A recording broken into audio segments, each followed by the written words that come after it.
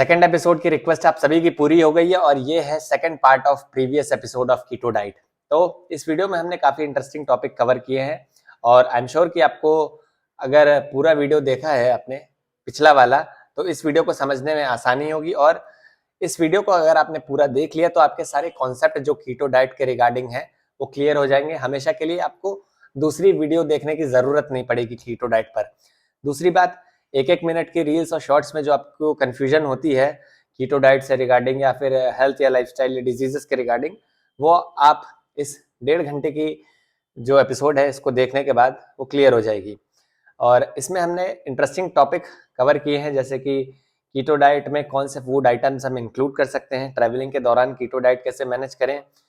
तीसरा, बहुत important side effects, keto diet कितनी साइड इफेक्ट प्रोवाइड कर सकती है, कितनी डेंजरस हो सकती है। Last but not the least कि अगर आप मेडिकेशंस पर हैं तो कीटो डाइट कैसे मैनेज करें। और भी बहुत छोटे छोटे बड़े बड़े टॉपिक्स डिटेल में डिस्कस किए गए हैं, तो पूरा वीडियो एंड तक देखना है और फीडबैक देना है। And the episode begins in 3, 2, 1। Hello everyone and स्वागत है आप सभी का एक नए एपिसोड में कीटो डाइट के हमारे डॉक्टर साहब के साथ। And welcome back sir again in the second episode. और इसमें आई होप हम सारे क्वेश्चंस कवर कर लें जो हम पिछले एपिसोड में कवर नहीं कर पाए थे। स्वागत है सर आपका। Thank you Raghu, thanks for having me. बिल्कुल सर। तो जैसा कि हमने पिछले एपिसोड में डिस्कस किया था कीटो डाइट के बेसिक्स क्या है और जो हमारे मतलब इवोल्यूशन हुआ है उसमें कीटो डाइट का कितना बड़ा रोल था, हमारे जेनेटिक्स में हम किस तरह इवॉल्व हुए हैं डाइट से, सारी चीज़ें हमने डिस्कस करी। अब हम कुछ ज़रा जो क्वेश्चन रह गए थे, जैसे कि अब पहला क्वेश्चन मैं इसमें लेता हूं कि what are some key food groups और type of food that are encouraged और discouraged on a ketogenic diet. Exactly.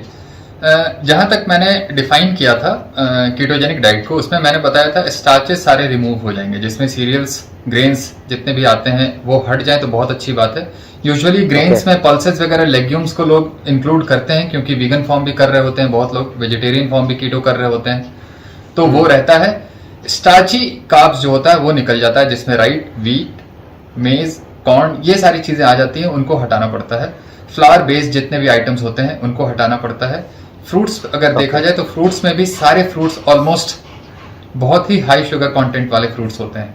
अगर बेरीज और स्ट्रॉबेरीज को इंक्लूड करते हैं तो उसको भी बहुत लिटिल बिट ऑफ अमाउंट में हम कंज्यूम कर सकते हैं, बट स्टिल उसमें भी कंटेंट अच्छा खासा होता है। तो मेरे हिसाब से किसी फ्रूट्स का कोई रिकमेंडेशन नहीं है किसी के लिए भी, बट स्टिल क्योंकि हम सभी कहीं ना कहीं हेडोनिस्ट हैं टू सम एक्सटेंट, तो प्लेजर चाहिए होता है हमें फूड के फॉर्म में। तो मैं बोलता हूँ स्ट्रॉबेरीज और ब्लूबेरीज थोड़े लिटिल अमाउंट में आप कभी कभी वंस इन अ वाइल चलता है, वो ऐसा कुछ नहीं है कि एब्सोल्युटली मतलब आप नहीं लेना है आपको कभी भी, बट रेगुलर बेसिस पे, डेली बेसिस पे मैं अवॉइड करने बोलता हूँ फ्रूट्स को इन जनरल भी, क्योंकि उसमें फ्रक्टोज कंटेंट है और वो एक्चुअली फैटी लिवर कराता है, डायरेक्ट यूरिक एसिड के लेवल को बढ़ाता है। तो फ्रूट्स में अगर देखा जाए, एक एवोकाडो है जो हाई फैट फ्रूट है, फैटी फ्रूट बोलते हैं उसे। कोकोनट है, उसको कंज्यूम कर सकते हैं हम लोग। एवोकाडोज में भी मैं देखा हूँ पर्सनली अपने पेशेंट्स के साथ, एवोकाडोज को खाने पे भी ब्लड शुगर राइज होता है क्योंकि उसमें कार्ब्स भी है सिग्निफिकेंट अमाउंट। तो एवोकाडोज वगैरह भी डिपेंड करता है कि आपकी कंडीशन कैसी है। आपका अगर ब्लड शुगर कंट्रोल बिल्कुल नहीं रह रहा है तो हमें सिंगल ग्राम ऑफ कार्बोहाइड्रेट को भी कहीं ना कहीं कंसिडर करना पड़ेगा। और वहीं पे एवोकाडोज को भी मैं डिस्कार्ड करता हूँ पेशेंट वाइज, मतलब ये इंडिविजुअल बेसिस पे डिफरेंट होता है। अगर बहुत ज़्यादा नहीं है किसी का ब्लड शुगर कंट्रोल, अगर फेयर कंट्रोल अगर नहीं है, देन डेफिनेटली मैं एवोकाडोज भी यूज करने नहीं बोलता हूँ।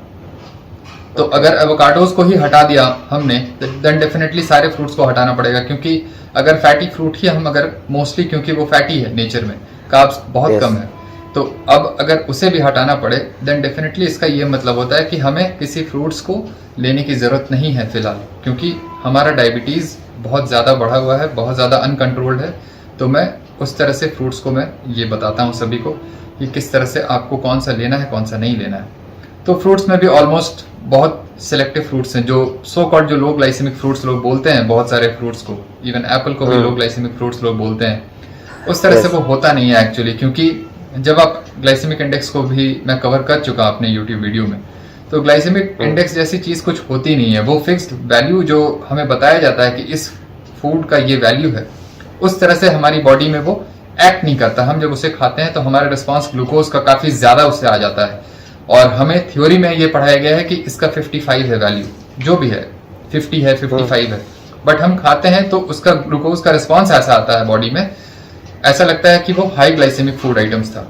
तो ये जो रिस्पॉन्स है ना, ये बड़ा अनसर्टेन होता है। कभी भी ऐसा कुछ नहीं है कि लो ग्लाइसेमिक हम फूड खा रहे हैं, कोई भी फ्रूट्स खा रहे हैं तो उससे जो ग्लूकोज रिस्पॉन्स होगा वो हमेशा लोअर रेंज में आएगा, मतलब बहुत स्पाइक नहीं आएगा, ऐसा होता नहीं है। सिंगल फ्रूट जो होगा वो डे में कुछ और आपका ब्लड शुगर का स्पाइक को कराएगा, और इवनिंग में कुछ और ही कराएगा, अगले दिन कुछ और कराएगा।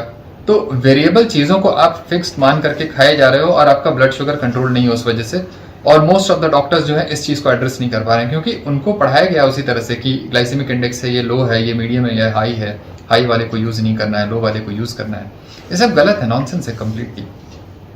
तो ग्लाइसेमिक इंडेक्स जैसी चीज कुछ नहीं होती, इसलिए लोग मतलब गुड कार्ब्स और bad carbs, complex carbs, simple carbs जैसी चीज भी कुछ नहीं होती है, क्योंकि वहां पे भी वही फाइबर और ग्लाइसेमिक इंडेक्स वाला नॉनसेंस आता है। फिर से लोग बोलते हैं कॉम्प्लेक्स कार्ब्स है, स्लोली रिलीज होगा, ऐसा होता नहीं है, क्योंकि कॉम्प्लेक्स कार्ब्स भी माउथ के लेवल पे बहुत हद तक वो डाइजेस्ट हो जाता है सलाइवरी अमाइलेज के प्रेजेंस में। और माउथ में तुम अगर व्हीट ले रहे हो या राइस ले रहे हो, या फिर डायरेक्टली शुगर ले रहे हो, तो अगर माउथ में ही व्हीट और राइस अगर शुगर में कन्वर्ट कर गया तो उससे क्या फर्क पड़ता है कि मुंह में हमने शुगर को लिया या व्हीट या राइस को लिया, मुंह में तो शुगर में कन्वर्ट हो ही गया ना यार। तो इस तरह से बहुत सारी चीजें जो है डॉक्टर्स को पता नहीं है, डाइटिशियन को पता नहीं है, जनरल पब्लिक को तो नहीं पता है। तो यहाँ पे ये चीज हो जाती है। तो अब फ्रूट्स हो गया हमारा, सीरियल्स में, ग्रेन्स में मैंने बता दिया ऑलरेडी। नट्स सीड्स में आते हैं। नट्स सीड्स भी एक्चुअली वो कुछ नट्स हैं जो बहुत ज्यादा कार्बोहाइड्रेट होता है, जिसमें मैं कैश्यूज को मानता हूँ बहुत हाई है। इवन ड्राई फ्रूट्स में भी एक अंजीर होता है जिसे हम फिग बोलते हैं, तो फिग में भी शुगर कंटेंट बहुत है। डेट्स, जिसको लोग बहुत हेल्दी मान करके खाए जा रहे हैं, डेट्स को, खजूर को। एग्जैक्टली, सुबह सुबह 2 डेट खाएंगे भाई साहब। स्पेशली ये रमजान के समय में मुस्लिम्स लोग खाते हैं। तो ये मतलब जितना हेल्दी बताया गया हमें, ये सब हेल्दी चीजें नहीं है, शुगर कंटेंट बहुत है। तो ये चीजों को मैं मना करता हूँ खाने को। रेजिन्स जैसे किशमिश हो गया, उसको भी मैं मना करता हूँ खाने को। तो ये सारे ड्राई फ्रूट्स बहुत सेलेक्टेड आइटम्स हैं एक्चुअली कि आप ले सकते हो। जैसे एक वॉलनट हो गया, पिस्ताचियोज हो गया, कुछ हद तक मतलब उससे फार बेटर है थोड़ा, बट नट्स भी बहुत ज्यादा अमाउंट में हमें खाना नहीं चाहिए। उस पर कभी और हम लोग डिस्कस कर लेंगे डिटेल में।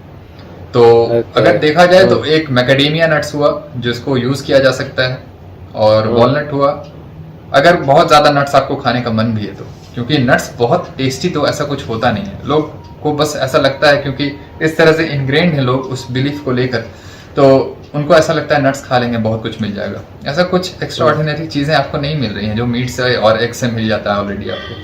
तो नट्स में भी ये सेलेक्टिव चीजें हैं जो आपको अवॉइड करनी है।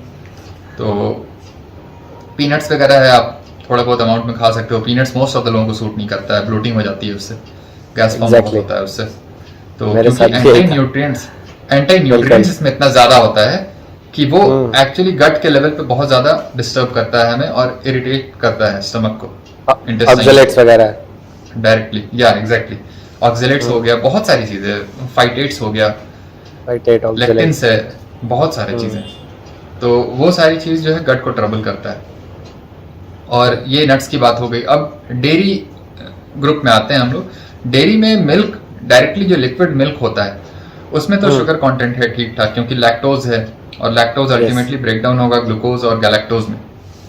तो डेयरी में भी अगर लेना ही है तो लिक्विड डेयरी को मैं अवॉइड करने बोलता हूँ। जैसे लिक्विड डेयरी का मतलब हुआ मिल्क। अगर डेयरी में कुछ यूज ही करना है तो चीज यूज कर सकते हो, कोई भी क्रीम है वो यूज कर सकते हो, और डेयरी डिराइव्ड ही होता है, घी भी हमारा, बटर भी, उसको यूज कर सकते हैं हम लोग। अगर किसी पर्टिकुलर चीज से कोई एलर्जी है, सेंसिटिविटी है, तो वो अलग बात है। मैं इन जनरल बता रहा हूँ कि इस चीज को यूज किया जा सकता है डेयरी में। मिल्क को नहीं किया जाए तो अच्छा है।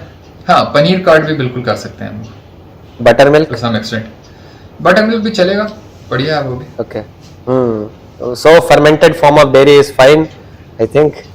हाँ, फर्मेंटेड फॉर्म तो सही है, कोई दिक्कत नहीं है, क्योंकि लिक्विड डेयरी अगर हम मिल्क की बात करते हैं तो वो फर्मेंटेड नहीं है, और अगर मिल्क का कोई भी फर्मेंटेड वर्जन हम यूज करेंगे तो उसमें शुगर कंटेंट कम हो जाएगा, तो वो एक्सेप्टेबल है हमारे लिए कहीं ना कहीं। और रॉ डेयरी की अगर हम बात करें तो रॉ डेयरी, ये कुछ चीजें जो है बहुत ज्यादा हाइप्ड हैं, तो मतलब yes. अभी रॉ डेयरी क्योंकि फॉरेन में जो लोग एक्चुअली फॉलो करते हैं ना, उसको देख देख करके हम इंडियन जो है फॉलो करना शुरू करते हैं। हमारे यहाँ रॉ डेयरी बहुत ज़्यादा बढ़िया क्वालिटी का तो होता नहीं है, इन जनरल डेयरी ही हमारे यहाँ क्वालिटी अच्छी नहीं है। और जिस तरह से रेज्ड होते हैं हमारे यहाँ कैटल्स, तो डेयरी बहुत ज़्यादा बढ़िया तो है नहीं ऐसे भी इन जनरल। तो रॉ डेयरी में वही है कि आप डायरेक्टली मिल्क जो आप निकाल रहे हो और वो डायरेक्टली आप उसको ड्रिंक कर रहे हो विदाउट पास्चराइजेशन, तो उसमें भी कुछ हद तक एलर्जी का रिस्क होता है, किसी इन्फेक्शन का रिस्क हो सकता है। अगर आप अपने घर में वो काम कर रहे हो तो ठीक है, आप टॉलरेट कर रहे हो तो आप उसको यूज कर सकते हो, रॉ डेयरी में कोई प्रॉब्लम नहीं है। बट वही है, वो लिक्विड मिल्क की बात हो गई, लिक्विड डेयरी वाली बात हो गई, तो उसमें शुगर आपको मिलेगा। अगर हाँ उसमें भी आप अमाउंट को आप कंट्रोल कर रहे हो, जैसे 200 ml 100 ml, और आप उसको कॉफी के साथ यूज कर सकते हो। बहुत लोग जैसे ब्लैक कॉफी नहीं पीना चाहते हैं तो मिल्क के साथ लेते हैं, शुगर बिना शुगर के, तो आप उस तरह से यूज कर सकते हो मिल्क को। डायरेक्टली मिल्क पीने की जरूरत नहीं है, क्योंकि आप मिल्क भी पियोगे फिर कॉफी भी पियोगे, अगर ब्लैक कॉफी नहीं ले रहे हो तो हो सकता है फिर आपका शुगर कंटेंट बढ़ेगा और फिर वो उस पैटर्न को फॉलो नहीं करेगा जो एक्चुअली हमें कीटोजेनिक डाइट के प्रिंसिपल को हमें देखते हुए कीटोजेनिक डाइट हम करते हैं। एग्जैक्टली। और ये जो मार्केट में कीटो फ्लावर वगैरह आते हैं सब, इसका क्या मतलब है? कीटो फ्लावर में तो एक थोड़ा सा ऊपर में जो एक बोलते हैं ना, जो फाउंडेशन एक्चुअली वो मेन आटे का ही होता है, वो ऊपर से कुछ कोकोनट फ्लावर वगैरह कुछ ऐड कर देते हैं उसको, कोकोनट फ्लावर या आलमंड फ्लावर वगैरह, आलमंड फ्लावर ये सब। और आलमंड फ्लावर भी हम लोग खा रहे हैं तो उसमें भी बहुत ज्यादा हाई अमाउंट में ऑक्सलेट्स होते हैं, तो वो टॉक्सिक हो जाता है, और उसमें भी कार्ब्स कंटेंट बहुत ज्यादा मिल रहा होता है। कोई भी पैकेट को अगर रीड करेगा ना तो उसी से उनको समझ में आ जाएगा कि हमें इस फ्लावर को यूज करना चाहिए या नहीं चाहिए, सब कुछ उसमें डिटेल दिया रहता है। तो पैकेट को लोग पढ़ने का मतलब थोड़ा सा भी केयर ही नहीं करते कि मुझे एक बार पैकेट देख लेना चाहिए, इंग्रेडिएंट्स देख लेने चाहिए क्या क्या है। कीटो फ्लावर लिख दिया तो ले लो भाई, कीटोजेनिक डाइट कर रहे हैं। सही है, जैसे whole wheat bread, multigrain bread और सब मैदे से है। रिफाइंड फ्लावर उसका मेजर कंटेंट होता है। बस भाई, सही बात। तो ये तो बात हुई सर कि हम कौन कौन से फूड ग्रुप इंक्लूड कर सकते हैं कीटोजेनिक डाइट में या फिर उनको एक्सक्लूड करना है। अब कुछ ऐसी अगर टिप्स हो, स्ट्रेटजीज हो maintaining a ketogenic diet while dining out और ट्रेवलिंग, इस पर अगर आप कुछ बताना चाहें तो बहुत हेल्प होगी लोगों की। ट्रैवलिंग के समय मेरे हिसाब से अगर कीटोजेनिक डाइट को कोई फॉलो करता है तो बहुत ज़्यादा इशू नहीं है, क्योंकि अगर ट्रैवलिंग के समय अगर आप नॉर्मल स्टैंडर्ड डाइट को फॉलो कर रहे हो तभी आपके लिए प्रॉब्लम है, क्योंकि आप 5 to 6 मील्स के आप एक्चुअली हैबिचुएटेड हो चुके हो और आपको 5 to 6 मील्स चाहिए होता है, even sometimes even more than that, जैसे 8 to 10 टाइम्स स्नैक्स को लेकर के। आपको अगर दिन में 8 से 10 बार खाना है, देन आपको सोचना पड़ेगा ना कि मुझे क्या क्या लेना होगा अपने साथ ट्रैवलिंग के समय। अब आपको वो चीज की जरूरत पड़ेगी नहीं, क्योंकि आप दिन में 1 से 2 बार ही खा करके आपको ऐसा लगेगा कि मुझे भूख नहीं है। तो ट्रैवलिंग के समय एक्चुअली ये आसान हो जाता है ये डाइट आपके लिए, आपको किसी चीज को कैरी करने की जरूरत नहीं है, क्योंकि जब भी आप कैरी करोगे अपने साथ तो कुछ बढ़िया, कुछ होल फूड तो आप कैरी नहीं करोगे, आप प्रोसेस फूड ही करोगे। घर पे भी आप रोटी बना रहे हो, पूरी बना रहे हो, पराठे बना रहे हो, तो सारा ये प्रोसेस फूड ही तो है ना। बस पैकेज में नहीं है तो हमें इससे लगता है कि बहुत हेल्दी खाना हम खा रहे हैं, है ना। अनपैकेज फूड है बट है स्टिल प्रोसेस फूड। तो इसको अब आपको कैरी करने की जरूरत नहीं है, क्योंकि आप घर से अगर निकल रहे हो ट्रैवलिंग, अगर लोकल आप कहीं जा रहे हो तब तो एक दिन में तो कोई इशू ही नहीं है, आप खा करके निकलो। अगर कोई बाहर जर्नी कर रहे हो तो आप स्टिल वहां पे भी जाओगे तो भाई 1-2 दिन के अंदर तो पहुंच ही जाओगे ना। तो वहां पे पहुंचोगे तो आप वहां पे फिर उसी पैटर्न पे आप खा सकते हो जिस पैटर्न पे आप घर पे खाते हो, कीटोजेनिक डाइट को लेते हो। मेनली नॉन-वेज बेस्ड फूड होगा, एग्स होगा, बहुत सारे आइटम बाहर में मिलेंगे आपको। घर पे तो आप उतने आइटम्स डिफरेंट रेसिपीज आप बना भी नहीं सकते। आपको ऐसा लगता है चलो यार किसी तरह पेट भरना है, क्योंकि काम भी आपको होता है, वर्क के साथ साथ सब कुछ मैनेज करना होता है। तो बाहर अगर निकले हो तो डिफरेंट रेसिपी ट्राई करो। मीट के बहुत सारे वैरायटीज़ हैं, उसमें आप डिफरेंट रेसिपीज़ आप रेस्टोरेंट में यूज़ कर सकते हो। खा सकते हो, ऑर्डर कर सकते हो। एग्स में बहुत सारे हैं, वो सब यूज कर सकते हो। तो साथ में अगर आप मन ही बना लियो कि जब भी हम खाएंगे बन को, तो उसके साथ हमारे साथ वो कुछ ब्रेड होना चाहिए। तो बस वही चीज है। बन एक्चुअली, सॉरी, मैं बन तो ब्रेड को ही बोलते हैं ना एक्चुअली, करी के साथ।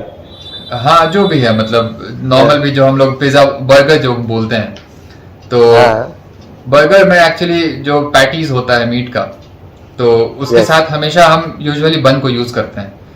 और वही प्रॉब्लम है कि बन को यूज नहीं करना है, बर्गर आप खाओ ना यार, बर्गर खाओ, पैटीज खाओ, जो भी मीट का पैटीज होता है बर्गर होता है। तो आपके दिमाग में यह है कि जब भी हम बर्गर खाएंगे तो बन होना चाहिए। और वही प्रॉब्लम है, क्योंकि वहां पे कार्बोहाइड्रेट फिर मिक्स हो गया फैट से, प्रोटीन से, पूरा फिर मिक्स डाइट का पैटर्न बना लिया। तो आप घर पे खाओ या बाहर खाओ, आप उसी पैटर्न पे बाहर भी खा सकते हो। ऐसा कुछ नहीं है कि हम बाहर गए तो वेट गेन हो गया, ये हो गया, वो हो गया, वो सब एक्सक्यूजेस हैं। एग्जैक्टली। बस आपको थोड़ी सी अंडरस्टैंडिंग होनी चाहिए कि क्या मेरे लिए एनिमल बेस्ड फूड सही रहेगा। Exactly. High quality protein prioritize करिए, आप कहीं भी ट्रैवल कर रहे हो कुछ भी। और मेरे ख्याल से अगर आप दिन में एक बार भी खा रहे हैं, अगर आप अच्छे से खाया है आपने, तो अगले दिन तक आपको भूख लगने नहीं वाली है, और आप अपना जो टाइम खाने में वेस्ट करेंगे वो ट्रैवलिंग में एंजॉय कर सकते हैं। एग्जैक्टली। तो चलिए, ये तो बात हुई कि हम ट्रैवलिंग करते वक्त किन चीज़ों का ध्यान रखें। अब एक और क्वेश्चन है, जैसे प्राइमरी सोर्स ऑफ एनर्जी, इस पे बहुत डिबेट होती है कि कोई कहता है ग्लूकोज है, कोई कहता है कि फैट है, कोई कहता है कुछ है। तो आपका क्या मानना है, और इसके पीछे क्या मैकेनिज्म है, क्या साइंस है? Actually primary source of energy कहने का मतलब होता है कि बॉडी हमारी बेसिकली किस फ्यूल पे रन करती है मोस्टली। और ये एक्चुअली डिसाइड हमारी बॉडी तब करेगी कि जिस बॉडी को हम किस अमाउंट में किस चीज को डाल रहे हैं सिस्टम के अंदर। तो अगर हम मोस्टली हमारी डाइट में कार्बोहाइड्रेट होगा, देन बॉडी ऑब्वियसली प्रेफर करेगी उसको यूज करना पहले, क्योंकि वो ज्यादा अमाउंट में है। तो अगर हमारी डाइट में मोस्टली कार्बोहाइड्रेट है, जो स्टैंडर्ड बैलेंस डाइट में होता है 70% कार्बोहाइड्रेट टोटल एनर्जी का, तो बॉडी उसी को यूज करेगी। बट अगर हमारी डाइट में मोस्टली फैट होगा सॉरी, तो बॉडी फैट को यूज करेगी। ये सिंपल सा फंडा है। और यहीं पे primary source of energy decide हो जाता है कि हमारे बॉडी में primary source of energy glucose होगा या फैट होगा। तो अगर डाइट में तुम मोस्टली फैट रखोगे, देन डेफिनेटली फैट होगा। अगर मोस्टली कार्बोहाइड्रेट रखोगे, देन कार्बोहाइड्रेट होगा। ये फंडा बहुत सिंपल है। और ये जो पार्टीशन है, ये पार्टीशनिंग जो है, ये आता है एक्चुअली इंसुलिन से। अगर हमारी बॉडी में इंसुलिन हाई होगा, देन वो फैट के मेटाबॉलिज्म को इनहिबिट करेगा, वो स्टोर करेगा ज्यादा से ज्यादा फैट को, जो भी हम फैट को ले रहे हैं, या फिर इवन एक्स्ट्रा कार्ब जो है डाइट से जो जा रहा है, जो यूज नहीं हो रहा है एनर्जी पर्पस के लिए, वो भी फैट के फॉर्म में स्टोर होगा। और डायरेक्टली जो फैट हम खा रहे हैं डाइट से, वो तो स्टोर हो गई। तो इसलिए हम ये कहते हैं कि कार्ब जो है प्राइमरी सोर्स ऑफ एनर्जी, क्योंकि most of the average population क्या ले रहे हैं, स्टैंडर्ड बैलेंस डाइट ही खा रहे हैं। वो कीटोजेनिक डाइट तो रेयर लोग ही फॉलो करते हैं, बहुत कम है। तो एवरेज पॉपुलेशन जो है जिस चीज को फॉलो करती है, उस चीज को ध्यान में रखते हुए ही किसी चीज को डिफाइन किया जाता है। हम लोग आउटलायर्स हैं ऐसे भी, है ना, हम लोगों को कंसिडर नहीं किया जाता, क्योंकि हम एवरेज पॉपुलेशन को रिफ्लेक्ट नहीं कर रहे हैं। तो एवरेज पॉपुलेशन हमारी वो है जो हाई कार्बोहाइड्रेट डाइट खाती है, और इसलिए उनका प्राइमरी सोर्स ऑफ एनर्जी उनके लिए ग्लूकोज होगा। और कुछ समय बाद वो ग्लूकोज भी नहीं रहता है। अगर इतना ही glucose energy primary source of energy होता तो उनको थकान और लेथार्जी और फटीग फील नहीं होता, है ना। तो वही कंडीशन उनके साथ वो पैथोलॉजिकल बन जाता है, क्योंकि इतने ज्यादा ह्यूज अमाउंट में कार्बोहाइड्रेट खाते हैं कि वो कंडीशन उनके साथ फिर वही क्रॉनिक इन्फ्लेमेशन, इंसुलिन रेजिस्टेंस का एक स्टेट डेवलप हो जाता है, और उसके बाद फिर डायबिटीज उनको हो जाती है। तो अगर हमारी डाइट में हाई फैट डाइट होगा, कार्बोहाइड्रेट बहुत कम होगा, देन फैट होगा प्राइमरी सोर्स ऑफ एनर्जी हमारे लिए। तो ये आपको खुद ही सोचना है कि आपके लिए प्राइमरी सोर्स ऑफ एनर्जी क्या होना चाहिए। अब इतने बार मैं डिस्कस कर चुका हूँ इस चीज को कि हमारी डाइट में क्या होना चाहिए ज्यादा, तो वो सभी वीडियोस को देखना है व्यूअर्स को, तब जाकर के उनको समझ में आएगा कि हमारी डाइट एक्चुअली क्या होनी चाहिए। बिल्कुल। और ये जो मेटाबॉलिक फ्लेक्सिबिलिटी की बात करते हैं अगर हम, तो कार्ब्स या फैट मेटाबोलाइज करती है बॉडी, तो उसमें अडेप्टेशन पीरियड और ये सारी चीजें, इसमें क्या मैकेनिज्म होता है? मेटाबॉलिक फ्लेक्सिबिलिटी कहने का ये मतलब होता है कि अगर हमारी बॉडी कार्ब्स को ले रही है, सिस्टम में अगर हम कार्ब्स को डाल रहे हैं, then at the same time अगर फैट अगर ज्यादा आया तो फैट को भी वो यूज कर पाती है या नहीं कर पाती है। क्योंकि अगर हम मोस्टली कार्बोहाइड्रेट लेंगे डाइट में, देन हमारी बॉडी अकस्टम नहीं है फैट को उस तरह से यूज करने के लिए, एनर्जी पर्पस के लिए। ऐसा नहीं है कि कंप्लीटली स्विच ऑफ होता है, वो स्विच ऑफ कभी नहीं होता, बट वो एक काम होता है ये स्लाइडिंग स्केल की तरह। कोई भी प्रोसेस हमारी बॉडी में कंप्लीटली स्विच ऑफ नहीं होता है। कुछ कम रहता है, कुछ ज्यादा रहता है, उसी का बस ऊपर नीचे स्लाइडिंग स्केल पे वो बैलेंस ऊपर नीचे होता रहता है। तो अगर हमारी बॉडी में कार्बोहाइड्रेट सबसे ज्यादा है डाइट की वजह से, तो बॉडी काइंड ऑफ अकस्टम्ड है उसी को यूज करने के लिए, प्रीडोमिनेंटली फैट को कम यूज करती है। बट स्टिल अगर कुछ एथलीट्स हैं जैसे, वो हाई कार्ब डाइट पे भी है, लेकिन क्योंकि उनकी एक्टिविटी है ऐसी, एनर्जी का डिमांड बहुत ज्यादा है, तो वो हाई फैट डाइट भी अगर लेते हैं तो उनकी बॉडी उसको भी यूज कर लेती है। और एग्जैक्टली ये फ्लेक्सिबिलिटी तब आती है जब दोनों डाइट को आप टाइम टू टाइम, दोनों डाइट पे आप कहीं ना कहीं अपने बॉडी को अडेप्ट करवाए हुए हो। जैसे कुछ लोग हैं कीटोजेनिक डाइट फॉलो करते हैं, देन फिर कुछ महीनों बाद वो फिर से कार्ब्स को लेना शुरू करते हैं। तो इस तरह से उनकी बॉडी काइंड ऑफ दोनों फ्यूल पे ना अकस्टम्ड होती है दोनों को यूज करने के लिए। तो इस पॉइंट ऑफ व्यू से भी बहुत लोग कीटोजेनिक डाइट को बीच बीच में छोड़ते हैं। उनको ऐसा लगता है कि अगर कार्ब्स हम लेंगे तो फिर इंटॉलरेंट हो जाएंगे, ब्लड शुगर बढ़ जाएगा।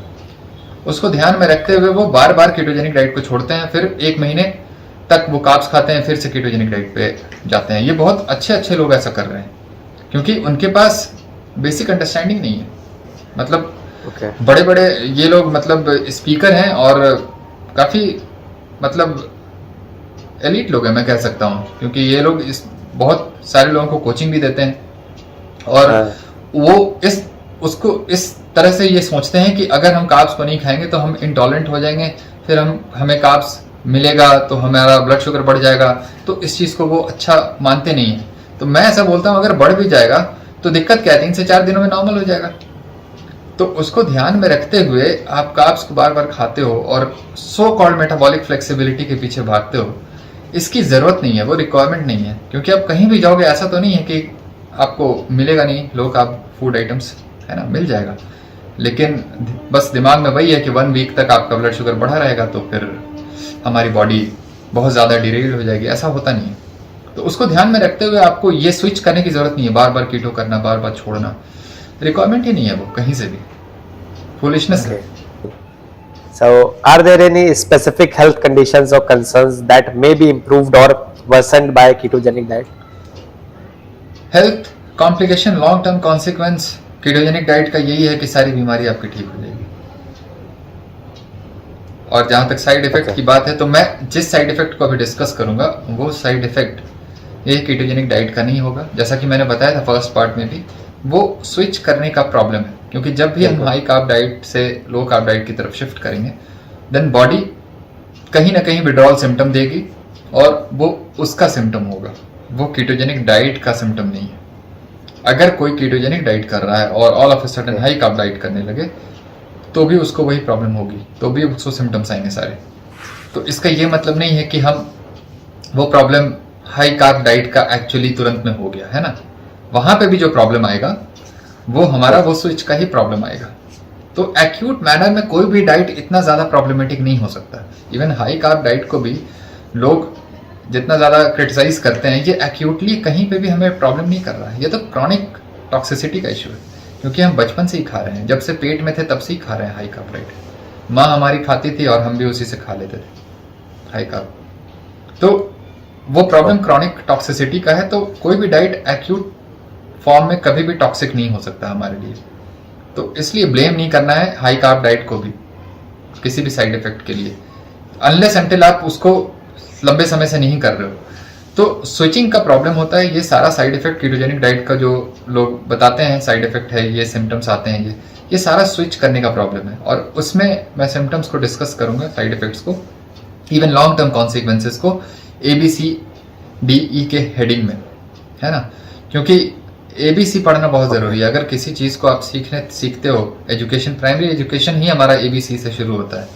तो क्योंकि ये एक नया ब्रांच है, नया एक इमर्जिंग साइंस है हमारे लिए, तो इसको भी मैं ABC हेडिंग के अंदर ही डिस्कस करता हूँ सभी के लिए, क्योंकि ABCD पता ही नहीं है किसी को कीटोजेनिक साइंस का, है ना। तो इसका साइड इफेक्ट मैं बताता हूँ। A स्टैंड्स फॉर एसिडोसिस, है ना। A से स्टार्ट करते हैं। A से एसिडोसिस।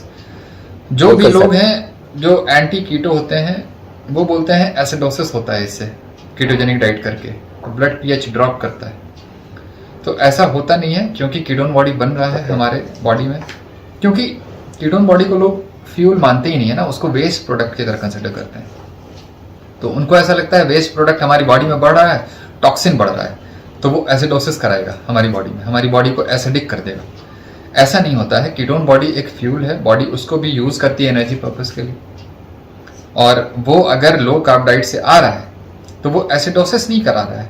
हमारी बॉडी में किडनी है, लंग्स है, ये 2 ऑर्गन लेवल पे हमारी बॉडी में ये एसिड बेस का बैलेंस होता है, और उस बैलेंस की वजह से, क्योंकि किडनी हमारा वेल नॉर्मल फंक्शनिंग किडनी है हमारे पास, लंग्स भी है, रेस्पिरेटरी सिस्टम हमारा, ये दोनों सिस्टम हमारा ब्लड के pH को मेंटेन किए रहता है 7.35 टू 7.45 pH के अंदर। चाहे आप हाई कार्ब डाइट करो या लो कार्ब डाइट करो, चाहे आप कुछ भी खा लो, है ना, इस pH के अंदर ही हमारा pH रहेगा। तो अगर pH बदल ही नहीं रहा तो हम ये क्यों कहते हैं एसिडोसिस कराएगा, है ना। तो कीटोसिस, यहीं पे डिफरेंस आता है कीटोसिस और कीटोएसिडोसिस में। अगर कीटोन बॉडीज आपकी ब्लड में है और उससे आपका ब्लड pH चेंज नहीं हो रहा है, देन वो कीटोसिस का स्टेट। बट अगर कीटोन बॉडीज रहते हुए अगर आपका ब्लड pH ड्रॉप करने लगा, 7.35 के नीचे आने लगा, 7.25, 7.2, 7.1, तब हम कहेंगे कीटोएसिडोसिस। और ये स्टेट कभी भी कीटोजेनिक डाइट को फॉलो करके नहीं आता है। ये स्टेट किन में आता है? डायबिटिक्स में आता है, जो टाइप 1 है, जो टाइप 2 डायबिटिक्स हैं, जो हाई कार्ब डाइट ले रहे हैं, है ना, वो भी उस डायबिटिक्स में आता है जो कीटोजेनिक डाइट फॉलो नहीं कर रहे हैं, हाई कार्ब डाइट फॉलो कर रहे हैं। तो ये प्रॉब्लम कीटोजेनिक डाइट का नहीं है, क्योंकि हमारी बॉडी वेल डिजाइंड है इस pH को मेंटेन करने के लिए। तो एसिडोसिस, कीटोसिस और कीटोएसिडोसिस में फर्क को समझना है। ये फर्क किसी डॉक्टर्स को भी नहीं पता है, मुझे ऐसा लगता है बहुत सारे डॉक्टर्स को नहीं समझ में आता है ये फर्क, क्योंकि नॉर्मल लोगों में एक बेसल लेवल पे इंसुलिन हमारी बॉडी बना रही है। आप लो कार्ब डाइट भी कर रहे हो तो हमारा पैनक्रियाज काम कर रहा है, बीटा सेल से इंसुलिन बन रहा है, तो एक बेसलाइन लेवल पे इंसुलिन है हमारे पास, और उसी की वजह से हमारी बॉडी में कभी भी कीटोजेनेसिस उस तरह से ह्यूज अमाउंट में नहीं होगा, क्योंकि इंसुलिन है हमारे पास। इंसुलिन इनहिबिट करता है, कीटोन को एक्स्ट्रा बनने से रोकता है। अगर वही बेसल लेवल नहीं रहेगा जैसे टाइप 1 डायबिटिक्स में होता है, तो क्या होगा? एक्सेस कीटोजेनेसिस होता है, बहुत ज्यादा कीटोन बॉडी बनने लगता है और कीटोएसिडोसिस में पेशेंट चला जाता है। तो ये हो गया एसिडोसिस की बात हो गई ये चीज। तो ए फॉर एसिडोसिस, बी से ब्रेन फॉग। अब ये ब्रेन फॉग टर्म जो है, इसके अंदर बहुत सारे सिम्टम्स आते हैं, जैसे कंफ्यूजन हो सकता है, फॉरगेटफुलनेस हो सकता है ना, डिसओरिएंटेशन हो सकता है, मेमोरी इश्यूज हो सकते हैं। तो ये सारा कुछ ब्रेन फॉग के अंदर आता है, और लोगों को ऐसा लगता है कि कीटोजेनिक डाइट हमने स्टार्ट किया, ब्रेन फॉग हो गया। ये सेम आर्ग्यूमेंट है, क्योंकि हमने स्विच किया है एक डाइट से दूसरी डाइट, बॉडी को अडेप्ट करने में टाइम लगेगा और वो कुछ वीक्स के बाद ठीक हो जाता है। प्रॉपर स्लीप भी आती है, क्योंकि इनिशियली कुछ लोगों को इंसोम्निया भी होता है, नींद नहीं आ पाती है, तो वो सारे प्रॉब्लम्स भी ठीक हो जाते हैं। बी से ब्रेन फॉग हो गया। एक बी से एक और कंडीशन हो गया बैड ब्रेथ, है ना।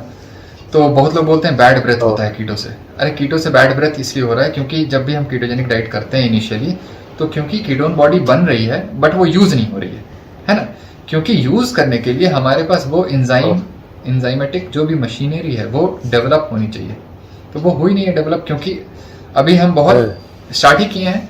तो एंजाइम्स को उस तरह से अप रेगुलेट होने में थोड़ा टाइम लगता है। तो अब जो भी हम कीटोन बॉडीज बनाएंगे वो एनर्जी के लिए हम यूज कम करेंगे, उसको वेस्ट ज्यादा करेंगे यूरिन के थ्रू या ब्रेथ के थ्रू, है ना। तो ब्रेथ के थ्रू अगर कीटोन बॉडी हम ज्यादा एक्सेल करेंगे तो क्या होगा, थोड़ा सा एक स्मेल आएगा कीटोन बॉडीज का, जो फ्रूटी स्मेल होता है।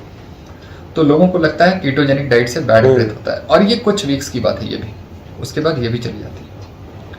तो ये बी से ब्रेन फॉग और बैड ब्रेथ हो गया। सी से कॉन्स्टिपेशन, बैड ब्रेथ। सी से कॉन्स्टिपेशन, बहुत लोग बोलते हैं कीटोजेनिक डाइट में क्योंकि फाइबर का इंटेक नहीं होता है तो कॉन्स्टिपेशन हो जाता है। ये फाइबर वाला जो आर्गुमेंट है इसको मैं ऑलरेडी डिमोलिश कर चुका हूँ अपने यूट्यूब वीडियो पे।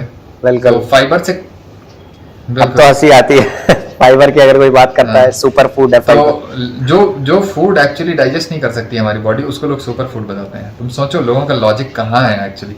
बिल्कुल, तो सही बात। तो ये एक्चुअली प्रॉब्लम फाइबर का नहीं है। अगर मैं मान भी लूं कि फाइबर की कमी से कॉन्स्टिपेशन होता है तो भी ये उसका इशू नहीं है, क्योंकि अगर आप वेजिटेरियन कीटो कर रहे हो तब तो आप फाइबर ले ही रहे हो ना, बट स्टिल कॉन्स्टिपेशन हो रहा है लोगों को, है ना। अगर आप कार्निवोर फॉर्म ऑफ कीटो कर रहे हो देन मैं मान सकता हूं कि फाइबर नहीं है थोड़ी देर के लिए तो कॉन्स्टिपेशन हो रहा है। हालांकि ऐसा होता नहीं है, बट स्टिल बहुत कम ही लोग हैं जो कार्निवोर कीटो करते हैं। मोस्टली वेजिटेरियन कीटो कर रहे हैं सभी लोग, है ना। अगर एनिमल फूड थोड़ा बहुत ऊपर आगे पीछे थोड़ा बहुत यूज कर भी रहे हैं तो वो मोस्टली वेजिटेरियन ही फॉर्म है, वो कार्निवोर फॉर्म। कार्निवोर फॉर्म का मतलब होता है डेली बेसिस पे आप सिग्निफिकेंट अमाउंट में एनिमल बेस्ड फूड्स को आप लो, तब मैं उसको कार्निवोर फॉर्म ऑफ कीटो बोलता हूँ। तो वेजिटेरियन कीटो पे तो फाइबर की कमी नहीं हो रही है ना। तो ये प्रॉब्लम कॉन्स्टिपेशन का इशू, ये एक्चुअली ऑल्टर्ड बाउल मूवमेंट का इशू है, क्योंकि बाउल मूवमेंट आपका थोड़ा सा रिस्टोर होता है, रीसेट होता है, और उसके लिए थोड़ा टाइम देना होता है बॉडी को, और उस दौरान कई बार डायरिया भी हो सकता है, कॉन्स्टिपेशन भी हो सकता है।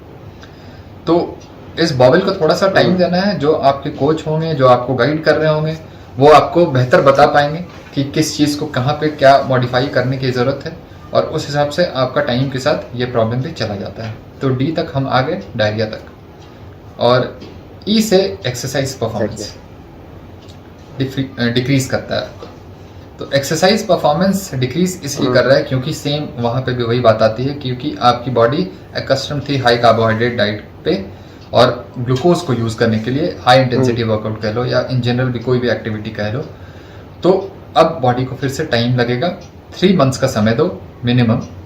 3 मंथ्स के बाद तुम्हारे पास कोई भी तुम्हें ऐसा नहीं लगेगा कि तुम्हारे एक्सरसाइज परफॉर्मेंस कॉम्प्रोमाइज हो रहे हैं, अगर ढंग से किए होगे 3 मंथ्स। तो अगर ढंग से किए हो तो फिर 6 मंथ्स तक रुको।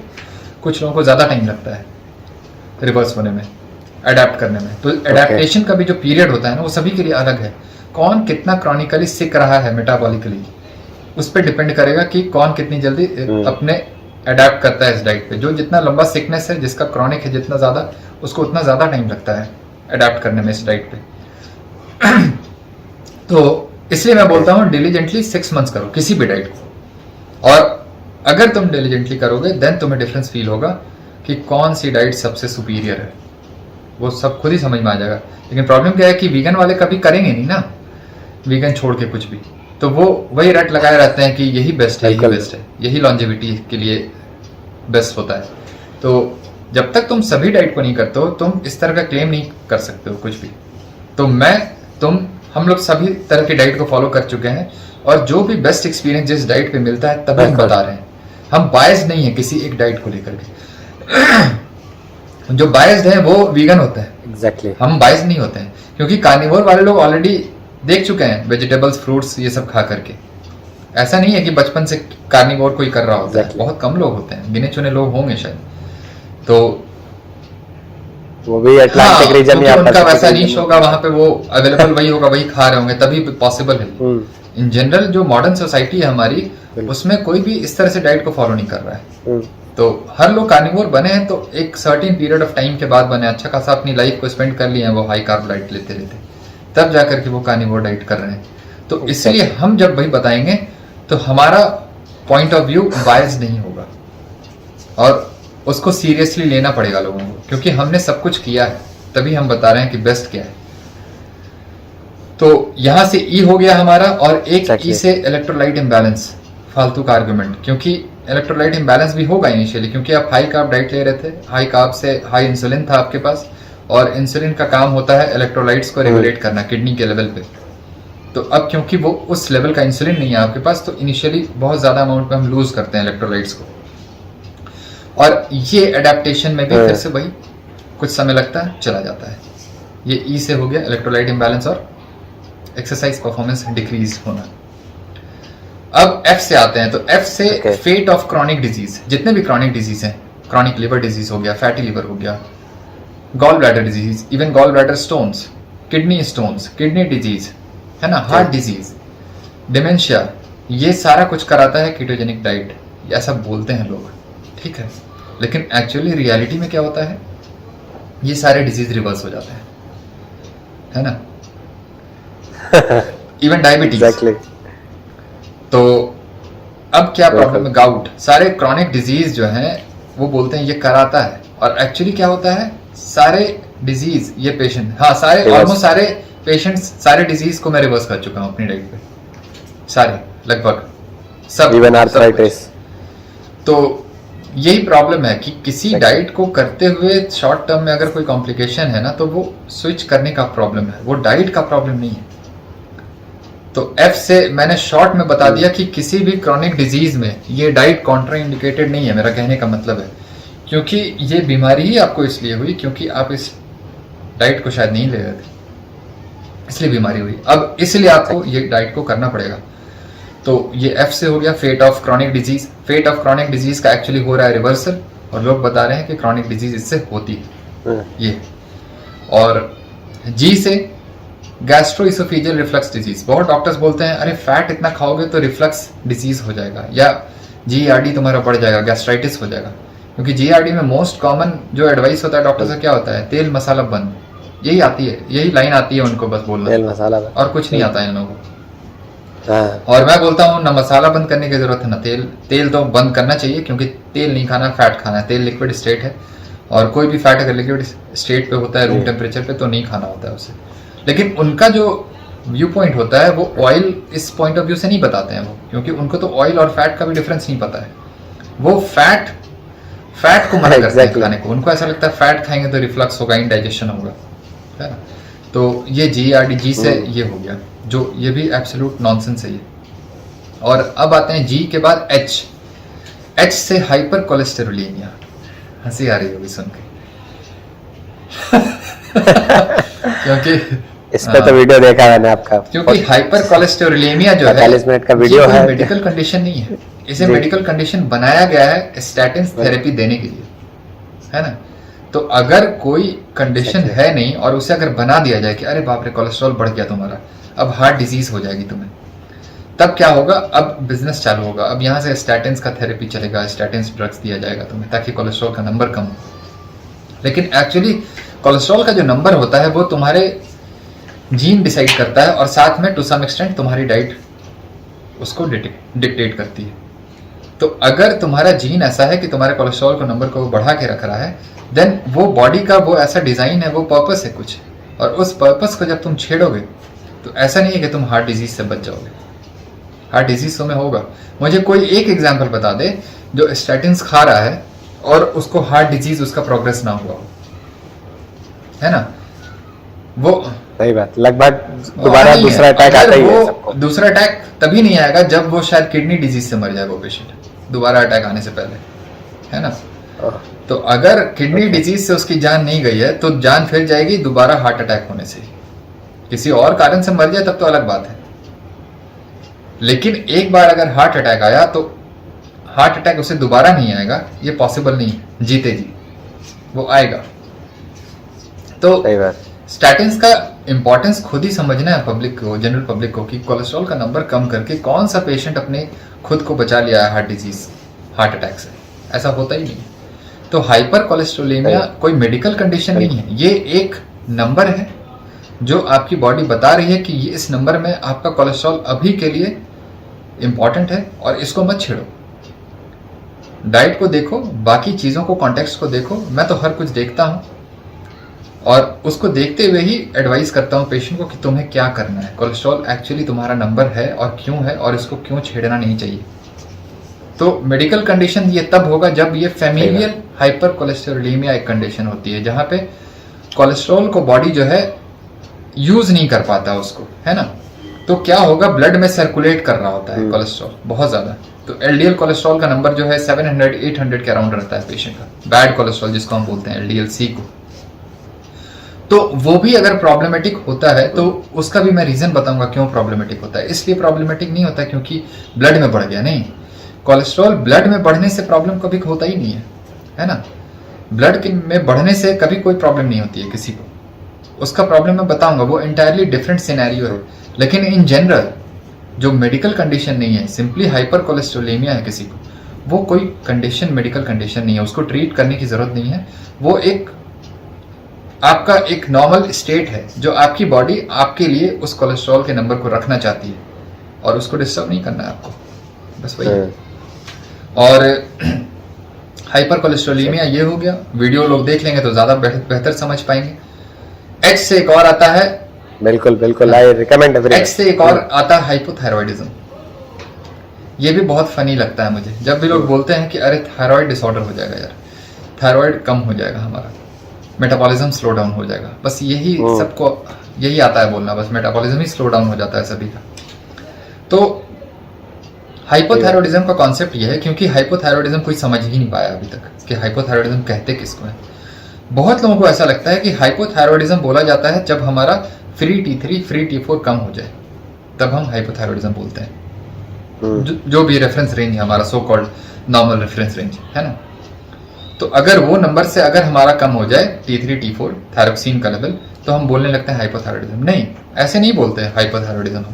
हाइपोथायरॉयडिज्म हमेशा हम देखेंगे TSH का लेवल हमारा क्या है। अगर TSH का लेवल हमारा बढ़ा हुआ नहीं है, क्योंकि जब भी थायराइड की एक्टिविटी कम होगी देन क्या होगी, पिट्यूटरी की एक्टिविटी बढ़ जाएगी जो ब्रेन में है हमारा। तो पिट्यूटरी सिग्नल देगा थायराइड ग्लैंड को कि ज्यादा प्रोड्यूस करो, तुम सफिशिएंट बना नहीं रहे हो बॉडी, नॉर्मल बॉडी फंक्शन के लिए, है ना। तो पिट्यूटरी जब भी थायराइड स्टिमुलेटिंग हार्मोन को बनाएगी, क्योंकि आपका थायराइड जो है अंडर एक्टिव हो गया है, तो क्या होगा, TSH बढ़ जाएगा ब्लड में। और अगर TSH बढ़ा हुआ है साथ में T3 T4 लो है, देन हम बोलेंगे हाइपोथायरॉयडिज्म है हमारा।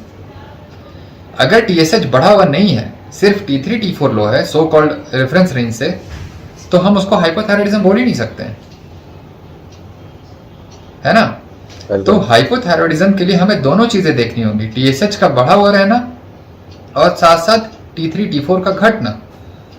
अगर ये दोनों साथ में नहीं है देन वो हाइपोथायरॉयडिज्म नहीं है, वो बस ये बता रहा है कि आपका सो कॉल्ड रेफरेंस रेंज को वो सूट नहीं कर रहा है, बस यही है इसका मतलब। और वो T3 T4 के साथ, उस लो नंबर के साथ अगर आपको कोई सिम्टम्स नहीं है देन तो डेफिनेटली आपको हाइपोथायरॉयडिज्म नहीं है। क्योंकि अगर T3 T4 लो होगा तो डेफिनेटली आप बॉडी में किसी को भी सिम्टम्स आ जाएगा, ठंड ज्यादा लगेगी, है ना, खाना जो है पचेगा नहीं, इंडाइजेशन होगा, कॉन्स्टिपेशन होगा, ये सारे इश्यूज होंगे उसको। तो इस चीज को समझना है, बेसिक कॉन्सेप्ट नहीं होने की वजह से, लैक ऑफ अंडरस्टैंडिंग की वजह से ये सारी प्रॉब्लम हो रही है लोगों को।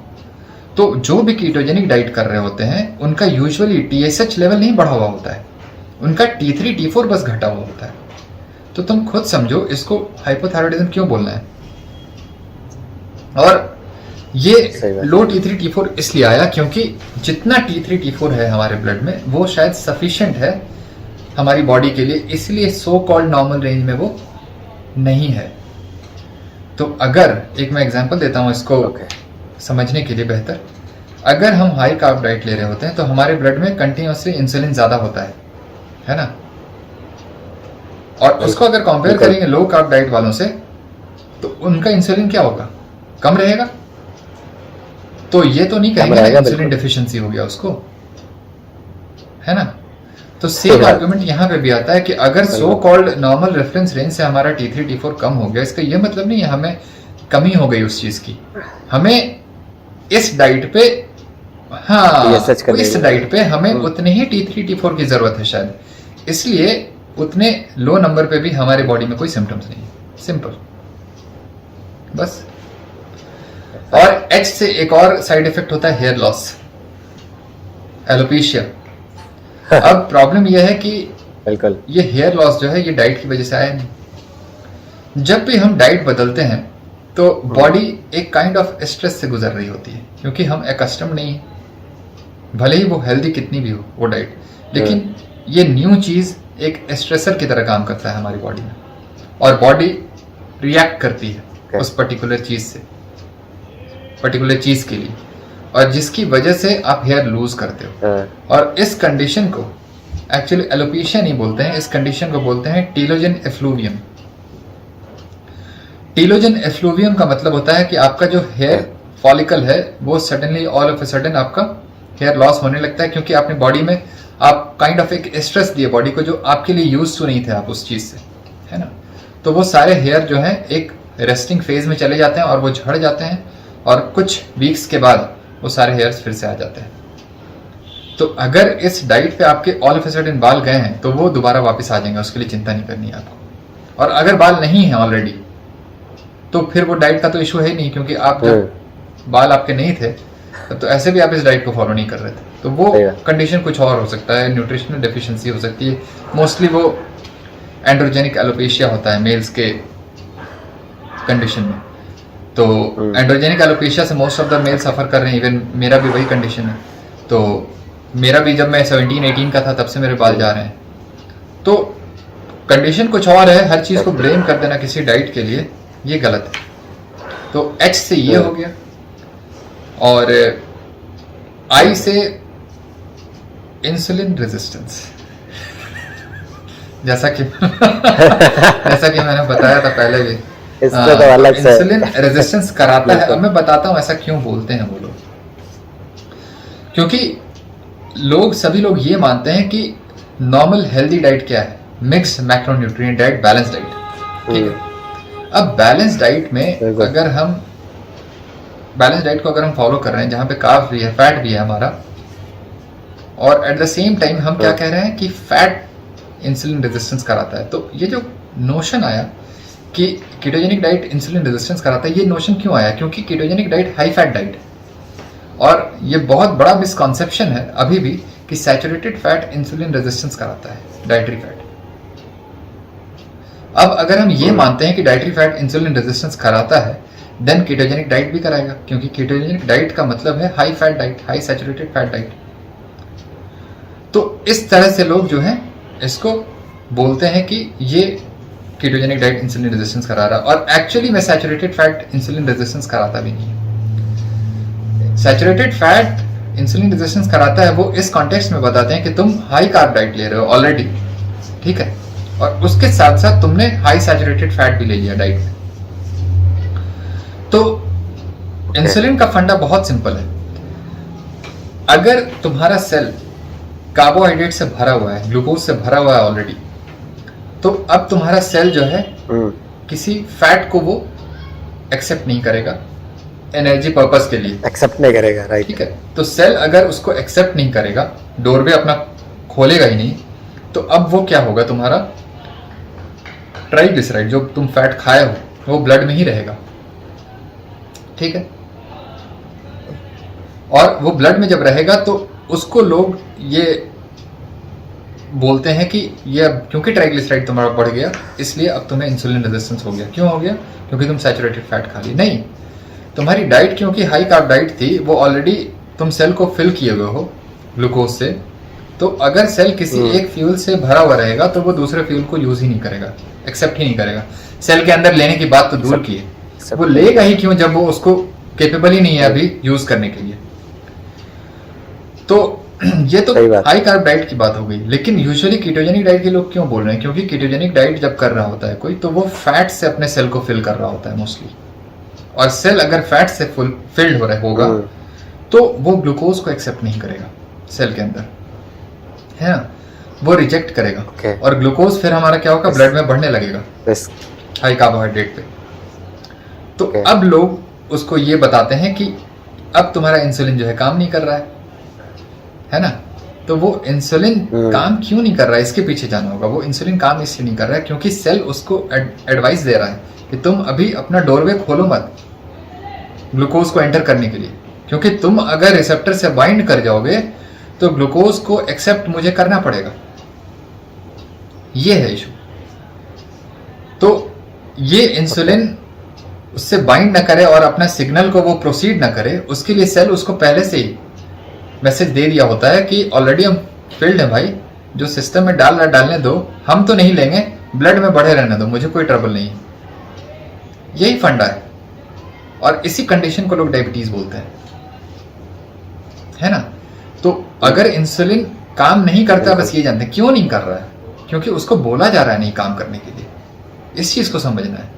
और बोला जा रहा है, और तब तक बोला जाएगा जब तक सेल में ऑलरेडी पहले से फ्यूल होगा। अगर वो फ्यूल तुम 2 दिन फास्टिंग कर लो, उसके बाद खाओ कार्बोहाइड्रेट, देखो तुम्हारा ब्लड शुगर उसके बाद नॉर्मल हो जाएगा खाने के बाद भी, क्योंकि सेल को उस समय किसी एनर्जी को चाहिए, किसी फ्यूल को चाहिए, और वो सेल के अंदर ले लेगा तब। तो जब तक तुम्हारा सेल खाली नहीं होगा तब तक ब्लड से सेल के अंदर वो चीज जाएगा नहीं, है ना।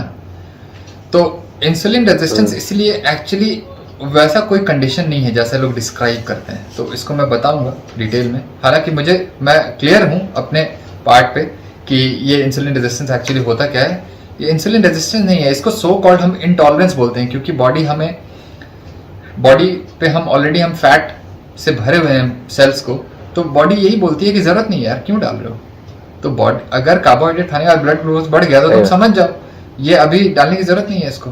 तो अब ये तुम बोलोगे इंसुलिन रेजिस्टेंस कराता है, डायबिटीज करा देता है कीटोजेनिक डाइट, ये तो कोई मतलब नहीं है ना।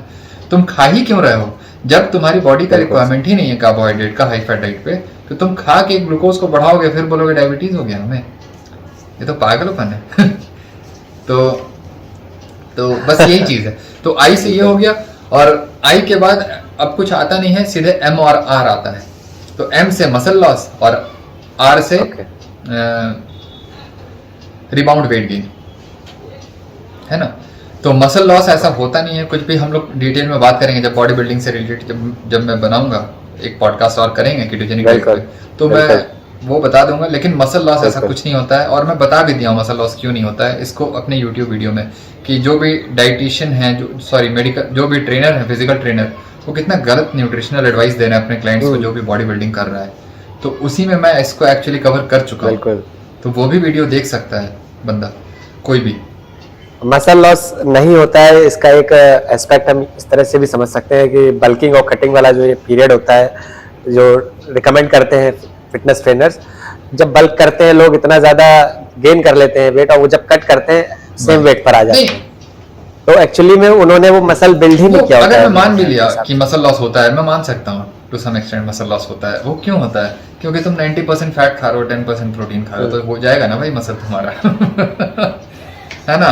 अब ये एपिलेप्सी वाला फॉर्मुलेशन वाला तुम कीटोजेनिक डाइट करोगे जहाँ पे 90% से ऊपर हम लोग फैट रखते हैं एपिलेप्सी पेशेंट्स के लिए, इवन उससे भी ज्यादा रखते हैं, तो वहां पे क्या होता है कि तुम्हारी डाइट में प्रोटीन बहुत कम है, तो वहां पे मसल लॉस होगा तुम्हारा, क्योंकि 5% और 10% प्रोटीन पे तो तुम्हारी बॉडी मसल को रिटेन नहीं कर सकती है ना। तो प्रॉब्लम फिर से वहीं पे बात आती है कि वो कीटोजेनिक डाइट का इशू ही नहीं है, कि तुम अगर प्रॉपर कीटोजेनिक डाइट करोगे जो कार्निवोर फॉर्म होता है, तभी तुम हर एक सो कॉल्ड साइड इफेक्ट से बच पाओगे, है ना।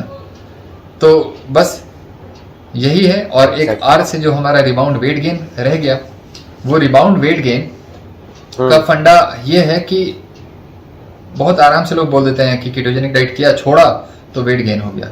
अरे भाई छोड़ा तब तो हुआ, करते हुए तो नहीं हुआ। करते हुआ था तब तो तुम इसको साइड इफेक्ट बताते, है ना।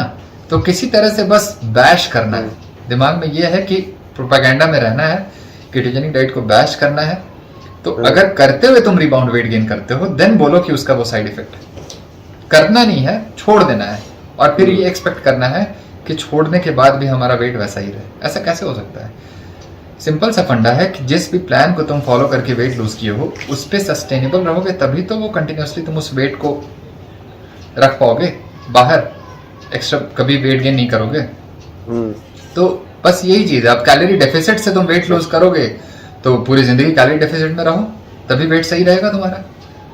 तो वो भी फॉलो नहीं करना लॉन्ग टर्म में, वो तो होगा भी नहीं लॉन्ग टर्म ऐसे भी किसी से। और कीटोजेनिक डाइट नहीं होगा क्योंकि यहाँ पे कार्बोहाइड्रेट हटा रहे हैं, तो एडिक्ट हो ही चुके हो लंबे समय से, बचपन से एडिक्ट हो, एडिक्शन को ठीक करना नहीं है, तो ये भी नहीं होगा तो क्या होगा? रिबाउंड वेट गेन होगा फिर, है ना। तो इस तरह से पूरे साइड इफेक्ट्स को, लॉन्ग टर्म हेल्थ कॉन्सिक्वेंसेस को मैं डिमोलिश करता हूँ आज के इस एपिसोड में। और कभी भी अब इस पर डिबेट नहीं होना चाहिए कि कीटोजेनिक डाइट हमें प्रॉब्लम करता है, इस तरह के साइड इफेक्ट्स देता है। बिल्कुल। ये तो चलिए बात हुई कि रिबाउंड वेट गेन वाली, जो लोग वेट लॉस करते हैं कीटो डाइट पर आके, बट जो लोग ऑलरेडी अंडर वेट हैं, आप उनको अंडर वेट हैं उनको ये सजेस्ट करूंगा कि यार थोड़ा एक्सरसाइज करो, और ऐसे एक्सरसाइज करो जिसमें तुम्हारा मसल गेन हो, है ना। तो जब मसल गेन होगा देन तुम्हारा बॉडी वेट बढ़ेगा। तो बॉडी वेट को तुम बहुत तरीके से बढ़ा सकते हो। घर पे बैठे बैठे कार्बोहाइड्रेट खाओ, फैट गेन होगा, बॉडी वेट बढ़ जाएगा, बीएमआई के हिसाब से नॉर्मल रेंज में आ जाओगे। उसके बाद कुछ सालों बाद बीएमआई से बाहर हो जाओगे रेंज से, फिर ओवरवेट ओबीज हो जाओगे।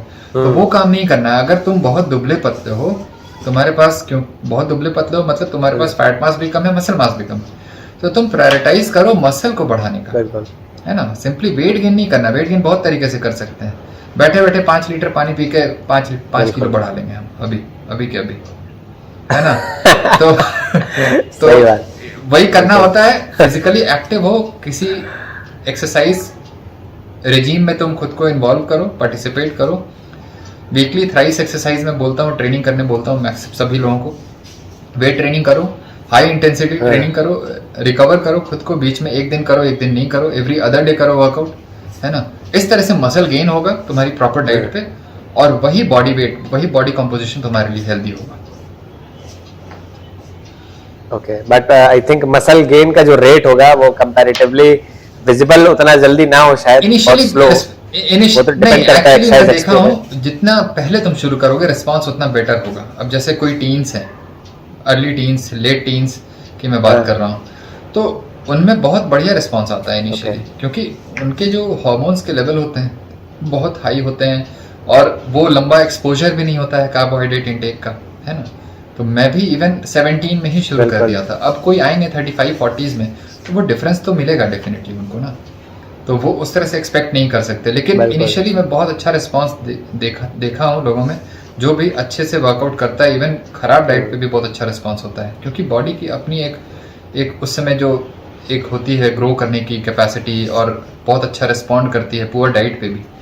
तो जब डाइट आपकी अच्छी होगी तब आप खुद सोचो कि आपका जो ग्राफ होगा वो और कितना बढ़िया होगा। ओके, तो कीटो डाइट पर भी मतलब आपके हिसाब से मसल बिल्डिंग पॉसिबल है, और इसको हम आगे किसी एपिसोड में डिस्कस भी करेंगे। कीटोजेनिक मसल बिल्डिंग के लिए मतलब आराम से अप्रोप्रिएट इसलिए है क्योंकि कार्ब्स कहीं से भी रोल प्ले नहीं कर रहा होता है मसल बिल्डिंग में। यही मतलब है कहने का मेरा, है ना। इसी पे वीडियो बनाया हूँ मैं, जो बताया हूँ कि फिजिकल ट्रेनर कहाँ पे गलत एडवाइस दे रहे हैं। कार्ब्स का कोई रोल नहीं है मसल बिल्डिंग में, है ही नहीं। अगर रोल नहीं है, रोल आप मानते इसलिए हो क्योंकि आप प्रोटीन इतना कम खा रहे हो, और जिस रिकमेंडेशन में प्रोटीन इंटेक बताया गया हमें वो बहुत कम है। बहुत ज़्यादा खाना होता है यार, प्रोटीन से डरने की ज़रूरत ही नहीं। प्रोटीन दबा के खाना होता है, और प्रोटीन जब अच्छा खासा खाओगे तो इंसुलिन तुम्हारे पास अच्छा खासा इंसुलिन अच्छा बम पाएगा उससे, और वही तुम्हारे मसल प्रोटीन सिंथेसिस को कराएगा। तो कार्ब्स को खा करके इतना इंसुलिन बढ़ाते हो पूरे दिन भर, उससे एक्स्ट्रा कुछ मसल के लेवल पे तुम गेन नहीं कर रहे हो, तो फैट गेन करते हो साथ साथ मसल के साथ। इसीलिए ऐसे लोग जो है ना, मतलब डर्टी बल्किंग जैसा लुक आ जाता है इनका, फूले हुए लगेंगे, चेहरा फूला रहेगा, मसल रहेगा बट बल्कि रहेगा, लीन मसल नहीं दिखता उनका, कटिंग नहीं दिखता, जो भी मस्कुलैरिटी हमें देखनी चाहिए एक मेल्स में वो नहीं दिखती है। पहलवान जैसा लुक हो जाता है उनका। वो प्रॉब्लम कार्ब्स का है। बिल्कुल बिल्कुल, ये डिस्कस किया आपने वीडियो में, और आगे भी हम इसको आई एम श्योर डिस्कस करेंगे। तो अगर ये साइड इफेक्ट वाला पार्ट आपका ये ओवर हो गया हो, तो एक नए क्वेश्चन पर हम मूव करते हैं, और वो ये है कि व्हाट रिसोर्सेज और support networks are available for individuals जो इंटरेस्ट रखते हैं कीटोजेनिक डाइट में, या फिर इसमें जो साइंस है बेसिकली ये इसको समझने में, तो आपके अलावा इसको फॉलो कर सकते हैं मतलब इस फील्ड में? यार एक्चुअली लो कार्ब स्पेस में तो बहुत लोग हैं, मतलब मैं नाम बोलूँगा भी तो वो कम पड़ जाएगा एक्चुअली, क्योंकि वो बाहर के ही लोग हैं, इंडियंस लोग तो है नहीं वो। और मैं शुरू से ही किसी भी इंडियंस को फॉलो नहीं किया हूँ, तो मैं जो भी सीखा हूँ अपने एकेडमिक्स में तो नहीं सीखा हूँ, जो भी कन्वेंशनल मेरी पढ़ाई है मैं बाहर से ही सीखा हूँ। और खुद में क्योंकि मैं खुद में कंटिन्यूसली चेंज के लिए रेडी रहता हूँ कि मुझे अपनी बॉडी को इम्प्रूव करना है, बॉडी कॉम्पोजिशन इम्प्रूव करना है, लुक वाइज हो गया, जैसे भी हो गया, मेंटल लेवल पे हो गया, तो खुद के अंदर मेरे अंदर इतना ज़्यादा मैं क्यूरियोसिटी मेरे अंदर इतना है कुछ चीज़ सीखने की, तो इसलिए मैं फॉलो कर रहा हूँ शुरू से ही, बहुत लोगों को सुन रहा हूँ। और अभी एक बुक भी आई है कीटोजेनिक डाइट पे, therapeutic restriction of carbohydrate, ketogenic diet पे therapeutic carbohydrate restriction, Tim Noakes की एक बुक है जो अभी रिलीज हुई है हाल ही में। तो हाँ, नाम सुना है मैंने इनका, तो वो टिन है वर्क्स का। ऑथेंटिक हैं काफ़ी। और बाकी भी बहुत सारे डॉक्टर्स हैं लो कार्बोहाइड्रेट डाइट को प्रैक्टिस करते हैं। डॉक्टर पॉल मेसन है बाहर के ही। तो इन लोगों को मैं सुनता हूँ, इन लोगों को फॉलो करता हूँ, और मेरे पास जो भी सक्सेस है अभी तक, उसके लिए मैं इन लोगों को काफ़ी ज़्यादा क्रेडिट देना चाहता हूँ, क्योंकि मैं इन लोगों से काफ़ी सीखा हूँ। मुझे ऐसा लगता है कि जिस चीज़ को मैं प्रैक्टिस कर रहा हूँ वो इसलिए कर पा रहा हूँ क्योंकि मैं एक डॉक्टर तो हूँ ही साथ साथ, लेकिन उसमें कहीं से भी इस एकेडमिक्स का बहुत ज़्यादा रोल नहीं है, क्योंकि मैं इन लोगों को फॉलो किया हूँ, सीखा हूँ इनसे। और इनसे सीखने की वजह से ही, क्योंकि सुनता नहीं हूँ ना मैं, सिर्फ सुन के अगर रह जाऊँ तब तो कोई मतलब नहीं है। सुन के मैं करता हूँ खुद पे। सिर्फ सुनने वाले लोग तो बहुत हैं, मुझे भी बहुत लोग सुन रहे हैं, तो कर पा रहे हैं इस काम को? नहीं कर पा रहे हैं ना। एग्जैक्टली। तो इसलिए मैं सुनता नहीं हूँ, मैं इम्प्लीमेंट भी करता हूँ साथ साथ। तो अगर मैं कभी कुछ बोल भी जाता हूँ कि मैं ये हूँ, मैं वो हूँ, तो उसको मजाक में लिया करो यार, इतना सीरियसली मत ले लो, है ना। तो मैं बस यूं ही बोल जाता हूँ मजाक मजाक में। तो मुझे लोग सीरियसली पता नहीं लोग इतना क्यों ले लेते हैं। अगर मैं तारीफ कर भी दिया खुद की, कर दिया तो कर दिया, क्या करना है उससे। तुम भी लो तारीफ अपने। बिल्कुल, हमारे पास हाँ, रिजल्ट है, आपके पास इसी से तो सीखा ही हूँ। ऑब्वियसली हर लोग या किसी ना किसी से सीखते ही हैं, चाहे तुम आर्टिकल पढ़ो, क्योंकि मैं साथ साथ पढ़ता भी हूँ बहुत आर्टिकल्स वगैरह, और उसके साथ साथ मैं लोगों को सुनता हूँ। और सब कुछ करने के बाद, क्योंकि मैं डे टू डे लाइफ में खुद में एक्सपीरियंस करता हूँ, तो मुझे ऐसा लगता है जो ये लोग बोल रहे हैं सही बोल रहे हैं, गलत नहीं बोल रहे हैं, क्योंकि मेरा भी सेम ही एक्सपीरियंस है जो ऐसा ये लोग बोल रहे हैं। तो कहीं पे भी क्लैश नहीं होता है। कुछ पॉइंट ऑफ व्यू में क्लैश हो सकता है, मे भी हो सकता है मैं सभी से एग्री नहीं करूं, सभी के पॉइंट ऑफ व्यू से, लेकिन इन जनरल जो चीज़ है कि कीटोजेनिक डाइट बेस्ट है हमारे लिए, इसमें कहीं पे भी कोई कॉन्ट्राडिक्शन नहीं है हम सभी के व्यूज में। ओके। बहुत लोग हैं, मतलब और भी बहुत सारे डॉक्टर्स हैं, तो जो मेरी तरफ नाम नहीं लिया जी, तो मैं एक्चुअली बहुत लोग हैं, मतलब मैं बता भी नहीं सकता हूँ, बहुत लोग हैं। मतलब लोग सर्च कर सकते हैं एक, क्योंकि एक अवेयरनेस की कमी सिर्फ यही पे है मेरे हिसाब से। मुझे ऐसा लगता है वो लोग बोलते भी हैं हाई फाई इंडिया में भी, क्योंकि मुझे ऐसा लगता है अगर मैं इस चीज़ पे डिस्कशन इतना कर रहा हूँ तो साइंस वाली चीज़ है, उन लोगों को सुनोगे तो शायद कुछ तुम ग्रास्प ना कर पाओ, है ना। तो मैं यहाँ पे हिंदी में बता रहा हूँ, सीखो ना यार आराम से, क्यों इतना फालतू पे मेरे से बहस करते हो। सीखो, बता रहा हूँ, सीख जाओगे बहुत अच्छे से, आराम से अपनी लाइफ सुधार लोगे। तो सीख लो, हिंदी में बता रहा हूँ, अच्छे सरल भाषा में बता रहा हूँ, सरल लैंग्वेज में समझा रहा हूँ सबको, सीख लो। कोच बनो ना बनो, एटलीस्ट अपने परिवार में तो लोगों की हेल्थ तो सुधार ही लोगे ना। जो ये डिबेट उठती है, जो कीटोसिस होता है या कीटो स्टेट होती है, वो स्टारवेशन की स्टेट है, इस पर क्या कहना है आपका? स्टारवेशन का मीनिंग ही नहीं पता है एक्चुअली किसी को। स्टारवेशन का मतलब होता है कि आपकी बॉडी का फैट स्टोर पूरा लगभग चला गया है और अब आपकी बॉडी मसल को कैटाबलाइज कर रही है एनर्जी के लिए, क्योंकि मसल एक मेटाबॉलिकली एक्टिव टिश्यू है और बॉडी उसको हमेशा प्रिजर्व करती है। कभी भी फैट स्टोर होते हुए बॉडी मसल को ब्रेक डाउन नहीं करेगी, है ना। तो इन जनरल अगर हम फास्टिंग कर रहे हो या स्टारवेशन में हो, प्रोलॉन्ग स्टारवेशन में, तो जब तक प्रोलॉन्ग स्टारवेशन में भी अगर हमारा फैट स्टोर थोड़ा भी है तो स्टिल बॉडी हमारी उस समय भी कीटोसिस में रहेगी। और अगर हम डाइट में कार्बोहाइड्रेट नहीं ले रहे हैं तो उस समय भी कीटोसिस में रहेगी। तो हम कहाँ डिफ्रेंशिएट कर पा रहे हैं इसमें कि हमारा कीटोसिस जो है वो स्टारवेशन वाला कीटोसिस होता है, ये स्टारवेशन स्टेट होता है। क्योंकि नॉर्मल कंडीशन में भी इवन मैं अगर कार्बोहाइड्रेट नहीं खाता हूँ डाइट में जैसे, तो मेरी बॉडी भी कीटोसिस स्टेट में रहती है। तो ये कोई स्टारवेशन थोड़ी हो गया, मेरे पास बॉडी फैट एनफ है, बॉडी फैट स्टोर है, तो इसको हम स्टारवेशन का स्टेट बोल ही नहीं सकते हैं। ये नॉर्मल मेटाबॉलिक स्टेट है ह्यूमन बॉडी का, और इसके हम लोग इन एंड आउट होते रहते हैं डे टू डे बेसिस पे। क्योंकि जब भी हम मील लेंगे तो हम आउट ऑफ कीटोसिस जाते हैं, चाहे वो हाई प्रोटीन मील ही क्यों ना हो। हमें कार्ब्स लेने की जरूरत नहीं है कीटोसिस से बाहर जाने के लिए। हम अगर हाई प्रोटीन सफिशिएंट प्रोटीन लेते हैं अपनी डाइट में जो हमारी बॉडी को चाहिए, तो भी हम कीटोसिस से बाहर जाते हैं कुछ फ्यू आवर्स के लिए, और वही एनफ होता है। उसके लिए कार्ब्स को खाने की जरूरत नहीं है। तो ऐसा नहीं है कि हमारा अगर कीटोसिस कोई किसी समय में, अब क्योंकि मील के बाद 5 से 6 घंटे बाद फिर से हमारी बॉडी कीटोसिस में जाएगी अगर हम एक मील से ज्यादा नहीं ले रहे हैं। तो लो कार्ब डाइट फॉलो कर रहे हैं तब की मैं बात बता रहा हूँ। कार्ब्स लेते हुए तो डिटेक्टेबल अमाउंट में कीटोन हमें नहीं मिलेगा ब्लड में।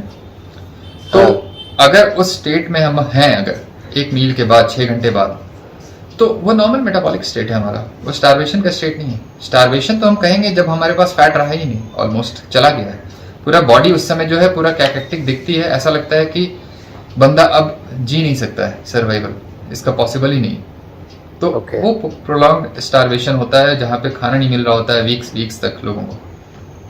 ये सब मिथ्स है। यस बिल्कुल एग्जैक्टली। लोग अगर 6-7 घंटे खाना नहीं खाते तो उनको लगता है कमजोरी आ रही है। ये सारी चीजें हैं, मतलब चलिए खैर। अब वो लगती नहीं है एक्चुअली, वो ऐसा फील करते हैं, है ना। तो उसमें कोई गलत नहीं बताते हैं, वो बात सही है उनके साथ, क्योंकि एनर्जी उनके पास है ही नहीं, ऐसे भी नहीं है। वो खाएं या ना खाएं, एनर्जी लेवल उनकी वैसी ही रहती है। प्रॉब्लम यह है खाने के बाद उनके साथ एक साइकोलॉजिकल एक थोड़ा सा उनको प्लेसिबो इफेक्ट मिलता है। उनको ऐसा लगता है अब एनर्जी आ गई, ऐसा होता नहीं। आप जब खाओगे तो एनर्जी तो उसको आने में, उस खाने से आने में घंटों लग जाता है ना। तो यहीं पे प्री वर्कआउट मील का भी कॉन्सेप्ट चला जाता है एक्चुअली। जितने भी बड़े बड़े ये लोग हैं प्री वर्कआउट मील को इतना ज्यादा एडवोकेट करते हैं कि प्री वर्कआउट मील लो, ओवरनाइट फास्ट कियो 8 घंटे तक। अब 8 घंटे को ये लोग फास्टिंग मानने लगते हैं। 8 घंटा तो होता ही नहीं है फास्टिंग पीरियड एक्चुअली। 8 घंटे का not eating period actually fasting period नहीं है। वो तो सिंपली ये है कि हमने खाया नहीं 8 घंटों तक। तो उसको ये लोग इतना ज्यादा एग्जेजरेट करते हैं और उसकी वजह से लोगों के अंदर एक डर बन गया है कि भाई 8 घंटे से मैंने खाना नहीं खाया, वर्कआउट नहीं होगा मेरे से। मैं 3 डेज फास्ट पे भी मैं वर्कआउट करता हूँ। इंटेंसिटी थोड़ी सी कम होती है डेफिनेटली, बट 2 डेज तक मैं कोई डिफरेंस फील नहीं करता हूँ अपने स्ट्रेंथ में।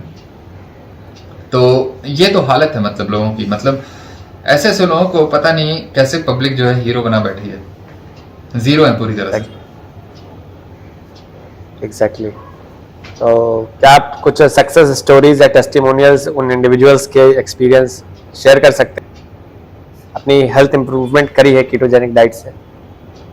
यार बहुत लोग हैं, रिव्यूज तो टेस्टिमोनियल्स मैं इंस्टाग्राम पे शेयर करता हूँ, फेसबुक पे अभी तक। हाँ, प्लान है कि उनके साथ भी पॉडकास्ट कर सकता हूँ आने वाले समय में, जब भी ऐसा टाइम मिलेगा वो अवेलेबल होंगे। क्योंकि कई बार बहुत लोगों के पास रिसोर्सेज नहीं है इस तरह से कंडक्ट करने के लिए पॉडकास्ट को, तो वो काम भी किया जा सकता है। बट स्टिल रिजल्ट तो है ही, कोई झूठ तो बोल नहीं रहा हूँ, कहीं ना कहीं तो डाल ही रहा हूँ, लोग देख ही रहे हैं। तो उसको ही देखते हुए हर को कहीं ना कहीं चेंज लाना होगा, ये चीज़ है।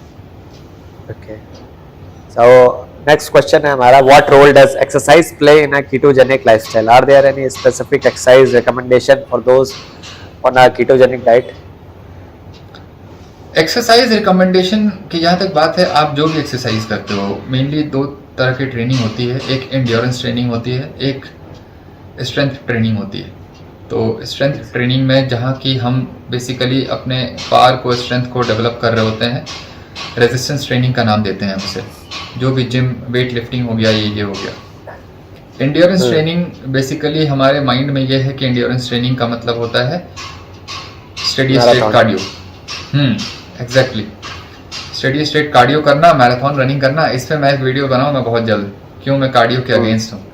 तो यहाँ पे बहुत ज़्यादा मैं बात नहीं करूँगा उस पर, बट डिपेंड करता है कि तुम जो भी एक्सरसाइज कर रहे हो, मतलब तुम एंड्योरेंस ट्रेनिंग करते हो, एंड्योरेंस एथलीट हो या स्ट्रेंथ एथलीट हो, वो मैटर नहीं करता। तुम जो भी वर्कआउट कर रहे हो, तुम्हारी ट्रेनिंग जैसी भी, तुम जैसे भी एथलीट हो, तुम्हारे लिए ये डाइट एप्रोप्रिएट है हर तरीके से। कहीं से भी तुम्हें ये सोचना नहीं है कि हमारे पास अब एंड्योरेंस नहीं आएगा या फिर हमारे पास स्ट्रेंथ नहीं आएगा। ऐसा नहीं होता, क्योंकि अगर स्ट्रेंथ की बात करते हैं, क्योंकि हाई इंटेंसिटी वर्कआउट की बात करते हैं, तो वहाँ पे ग्लूकोज का रोल है। और एक्चुअली लोग उसको ग्लूकोज का नाम देते हैं, बट एक्चुअली वो ग्लाइकोजन का रोल होता है। मसल में जो स्टोर्ड ग्लाइकोजन है वही हमारे हाई इंटेंसिटी वर्कआउट के लिए रिस्पॉन्सिबल होती है। और इसलिए फास्टिंग करने के बाद भी मसल ग्लाइकोजन डिप्लीट नहीं होता किसी का भी। लिवर ग्लाइकोजन डिप्लीट होता है, मसल ग्लाइकोजन डिप्लीट नहीं होता। वो ऑलमोस्ट उतना ही होता है, क्योंकि बॉडी उसको प्रिजर्व करती है कि अगर हमारे पास खाना नहीं हो और हमें कोई प्रेडेटर अगर चेज कर रहा है, तो जब भी प्रेडेटर चेज करेगा ना, तो हम kind of high intensity manner में हम वहां से भागेंगे उससे बचने के लिए। खुद को Exactly. प्रोटेक्ट करने के लिए, सेव करने के लिए। तो वहां पे अगर हम हाई इंटेंसिटी कर रहे होंगे तो क्या चाहिए होता है, हमें ग्लाइकोजन चाहिए जो मसल में ऑलरेडी है। हो सकता है डाइट के फॉर्म में कार्बोहाइड्रेट तो नहीं मिल रहा होता है, क्योंकि बंदा इवॉल्व ही उस तरह से किया है कि खाना नहीं मिल रहा है, बट अगर हमें किसी को चेज करना है या खुद को बचाना है किसी प्रेडेटर से, तो दोनों कंडीशन में हाई इंटेंसिटी फॉर्म ऑफ हम लोग पैटर्न को, एक्सरसाइज को हम फॉलो कर रहे होते हैं उस समय।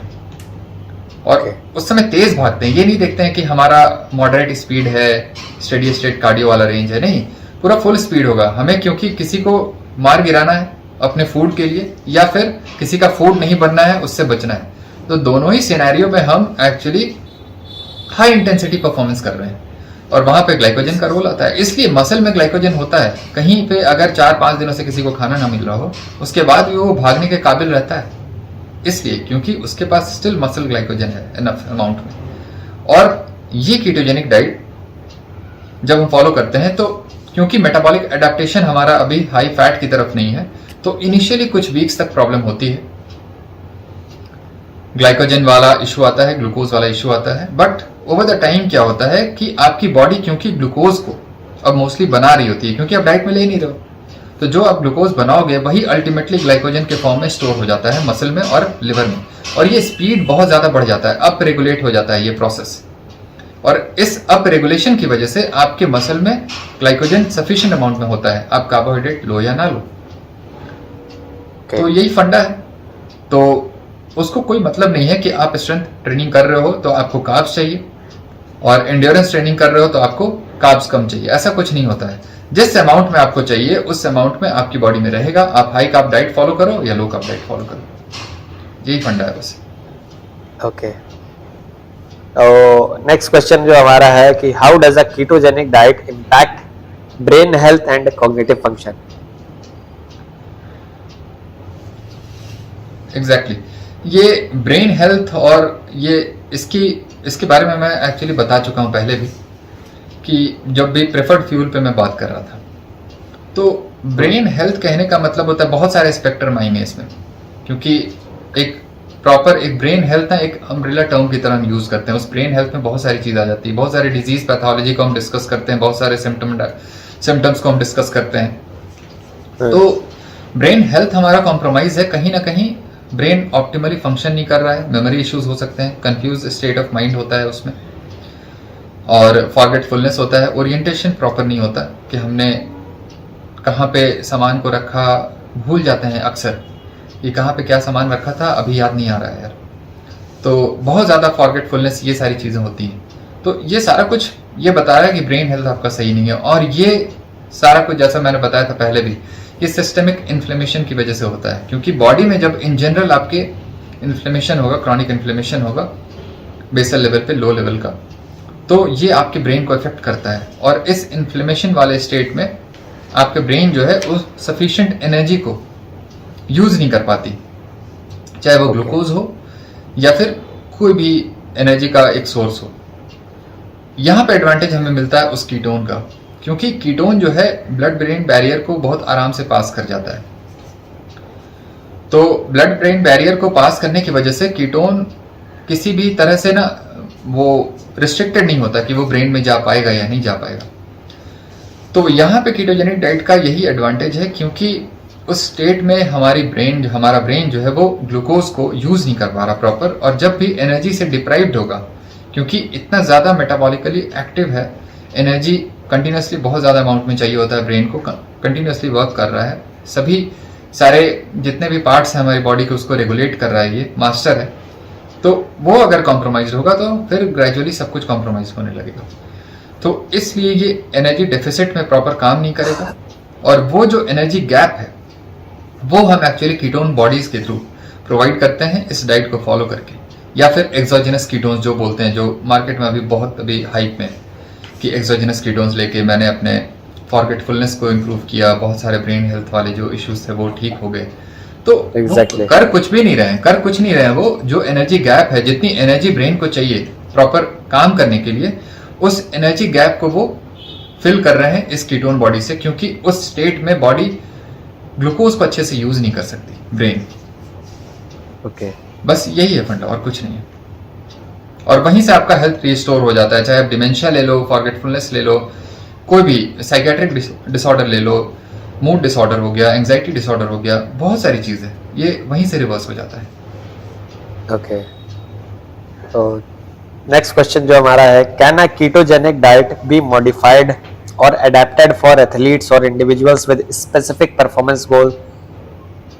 जैसे कोई स्प्रिंटर है या फिर कोई मैराथन रनर है या फिर कोई भी मतलब क्रॉसफिट एथलीट है या जो मल्टीपल डेज तक ट्रायथलॉन वगैरह है, तो उस केस में क्या ये अडेप्टेड है या मॉडिफिकेशन इसमें कुछ रिक्वायरमेंट है, ऐसा कुछ? एक्स्ट्रा मॉडिफिकेशन की जरूरत तो डेफिनेटली पड़ेगी, क्योंकि इंडिविजुअल बेसिस पे कहीं ना कहीं थोड़ी बहुत तो डिफरेंस होती है हर एक लोगों में।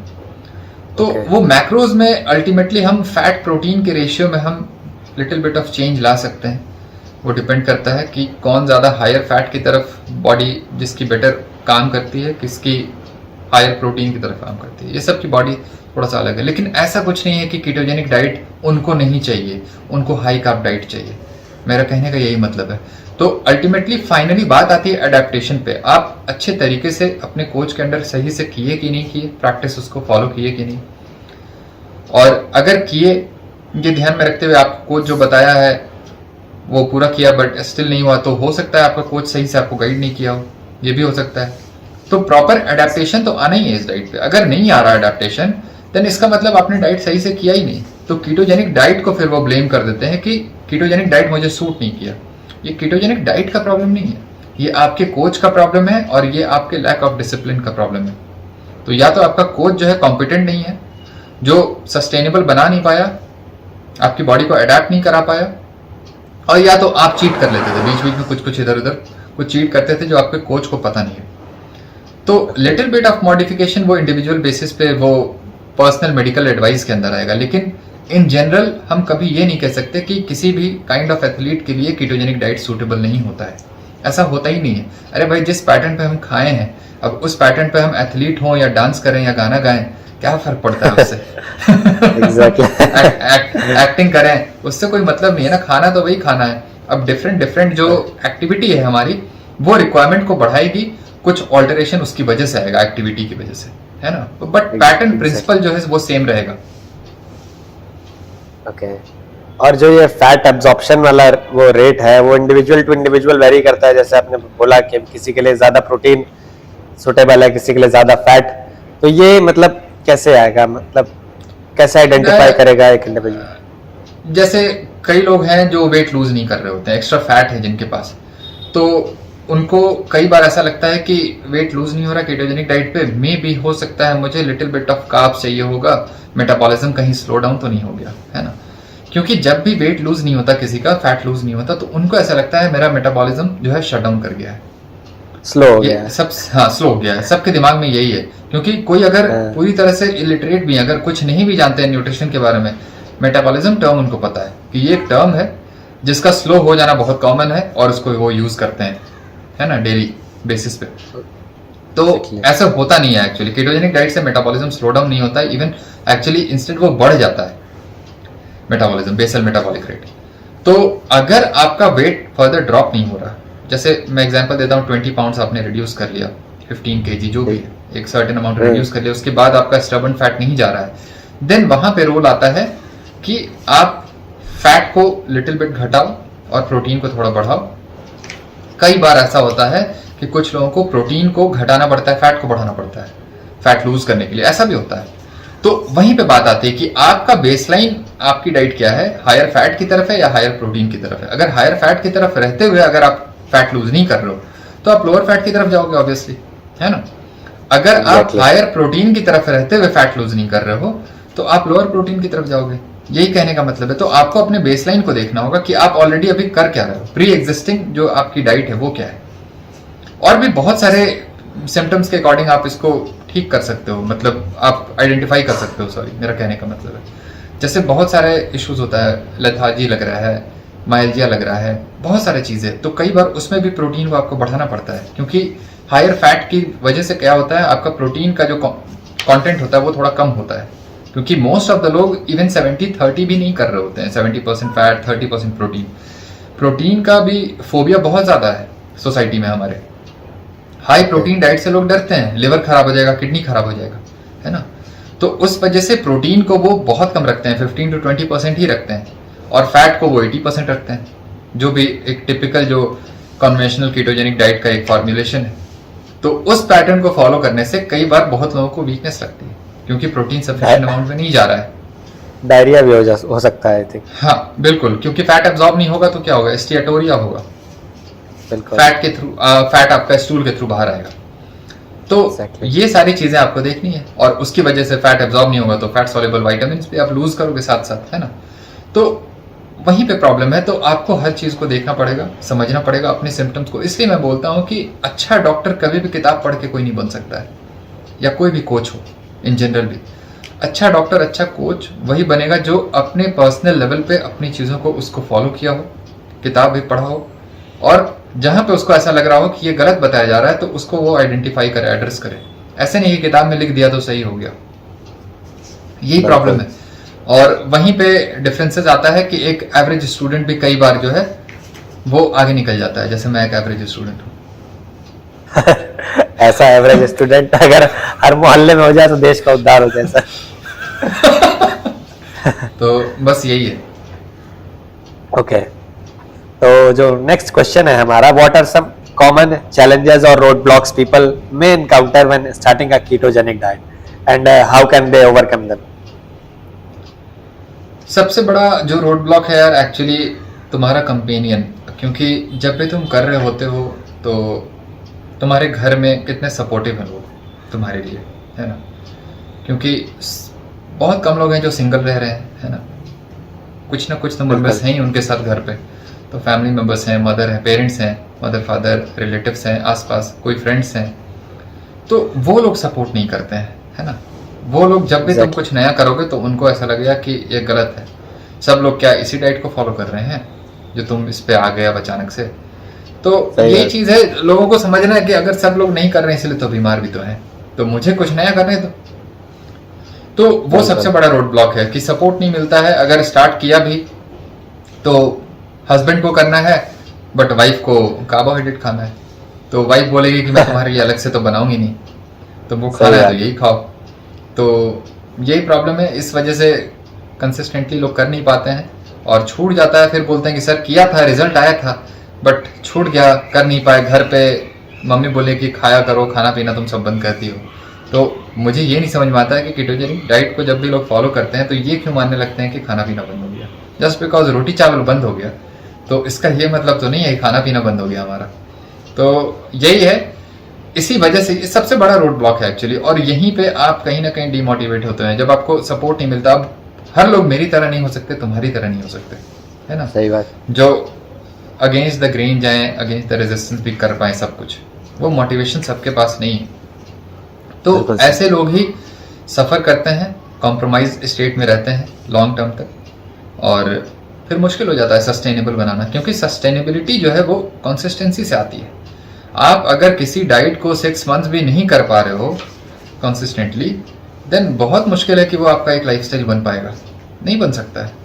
मैं किसी को 6 महीने अगर करा दिया तो चांसेस रहता है कि वो बंदा उसको सस्टेन कर ले पूरी लाइफ, लेकिन उसके बाद भी लोग जो है डिबेट करते हैं।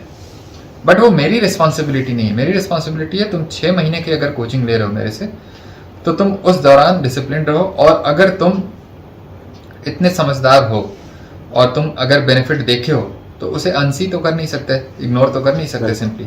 तो उस पर तुम्हें सस्टेन करना है, एक्सक्यूजेस नहीं दिखाना है कि ये मेरा पार्टनर नहीं कर रहा था इसलिए मेरे से छूट गया, है ना। वो तो सेम फिर वही एडिक्शन को जस्टिफाई करना हो गया, है ना। वो सेम एडिक्शन का ही इश्यू है। ओके, तो जो नेक्स्ट क्वेश्चन आएगा हमारा यहाँ पे, are there any specific nutritional supplements that are recommended और beneficial for those on a ketogenic diet? Ketogenic diet पे सप्लीमेंट्स का रिक्वायरमेंट कम हो जाता है बहुत, अगर आपका कीटोजेनिक डाइट प्रॉपर्ली प्लान्ड हो, फॉर्मुलेटेड हो। तो इस डाइट पे अगर किसी सप्लीमेंट्स की जरूरत है भी तो वो शायद इसलिए है क्योंकि आप जो है बेस्ट वर्जन ऑफ कीटो को नहीं कर रहे हो जो कार्निवोर फॉर्म होता है। तो अगर वीगन फॉर्म कर रहे हैं कीटो का तो फिर लेते रहो, तब तो फिर मुझे लगता है 20 सप्लीमेंट्स भी कम पड़ जाएंगे तुम्हारे लिए, है ना। 20 सप्लीमेंट्स। तो वही प्रॉब्लम है। तो जस्ट बिकॉज कीटो किसी नाम से जुड़ा हुआ है, इसका ये मतलब नहीं है वो डेंजरस है और या फिर बहुत हेल्दी है। क्योंकि कीटो वाले जो प्रो कीटोज हैं, वो उनको ऐसा लगता है कि कीटो कर रहा हूँ ना यार, मतलब अब सब कुछ सही हो जाएगा मेरा। नहीं होगा सही। कीटो तो बस एक कीटोन बॉडी को रिफ्लेक्ट कर रहा है कि अब तुम्हारी बॉडी में कीटोन बॉडी डिटेक्टेबल अमाउंट में प्रोड्यूस होगा। लेकिन न्यूट्रिशनल रिक्वायरमेंट पूरा होना वो तो फूड ग्रुप से तुम करोगे ना। अब दिन भर तुम घास खाओगे, फल खाओगे, सब्जी खाओगे, तो कहाँ से न्यूट्रिशनल रिक्वायरमेंट तुम्हारा पूरा होगा? नहीं पूरा होगा कीटो डाइट से भी। तो वो एक्चुअली डिपेंड करेगा कि कौन सा फॉर्म तुम कीटो का कर रहे हो। अगर कार्निवोर फॉर्म कर रहे हो और वो वेल डिजाइंड है, वेल फॉर्मुलेटेड है, तो मैं एक भी सप्लीमेंट्स का रिक्वायरमेंट मैं नहीं मानता हूं कि है एक्चुअली। अगर थोड़ा बहुत कुछ भी सप्लीमेंट का रिक्वायरमेंट पड़ेगा भी कार्निवोर डाइट पे, तो मैं ऐसा मानता हूं वो इलेक्ट्रोलाइट का सप्लीमेंट होगा, जैसे मैग्नीशियम या पोटेशियम। वो भी हमेशा नहीं, डेली बेसिस पे नहीं। कभी कभी आपकी बॉडी जो है डिप्लीट कर सकती है स्ट्रेस की वजह से उस पर्टिकुलर मिनरल को, या किसी एक्टिविटी की वजह से। तो उस समय अगर आपको ऐसा लगता है मसल्स में क्रैम्प्स आ रहे हैं, कुछ हो रहा है, तो आपको डेफिनेटली ये सारे सप्लीमेंट्स को आप यूज कर सकते हो, मैग्नीशियम के, पोटेशियम के। हालांकि बहुत अच्छे सप्लीमेंट्स मिलते नहीं है, इंडिया में अवेलेबल नहीं है, अमेजोन के थ्रू भी। तो बहुत ही घटिया सप्लीमेंट सब मिलता है और मैं उसको अवॉइड करता हूँ। इसलिए जब भी मुझे ऐसा लगता है तो मैं अंडे का इंटेक ही बढ़ा देता हूँ या मीट ही ज़्यादा खा लेता हूँ। तो क्योंकि जब भी अंडा खाएंगे, मीट खाएंगे, तो ऑब्वियसली वो सारा कुछ ही बढ़ेगा हमारी बॉडी में। सिर्फ मैग्नीशियम क्यों रिप्लेनिश करें, चलो और भी सारा कुछ ले लेते हैं। तो वो करने से क्या होता है कि रिक्वायरमेंट जो है अपने आप फुलफिल हो जाता है हमारा। तो ऐसा ही है। तो कोई भी न्यूट्रिशनल रिक्वायरमेंट की जरूरत नहीं है अगर हम proper carnivore form of keto कर रहे हैं तो। Okay fine. और जैसे डिप्लीट हो जाता है किसी के अगर इलेक्ट्रोलाइट, तो उसके क्या मतलब सिम्टम्स होंगे जिससे वो आइडेंटिफाई कर सके? एक तो हो गया मसल क्रैम्प्स या लेथार्जिक फील होना, या ऐसा कुछ कोई भी ऐसे सिम्टम्स? यार ये जितने सारे ये सब सिम्टम्स होते हैं ना, जैसे ये सब थोड़ा सा गेसवर्क होता है, ये डेफिनेटिव नहीं होता है। क्योंकि जितने भी ये सारे सिम्टम्स हैं ये काफ़ी नॉन स्पेसिफिक सिम्टम्स होते हैं। ये क्लियरली किसी एक पर्टिकुलर चीज़ को रिफ्लेक्ट नहीं करता कि ये उसी वजह से आ रहा होगा, है ना। जैसे मसल क्रैम्प्स हो गया, हेडेक हो गया, लेथार्जी हो गया, लो मूड हो गया।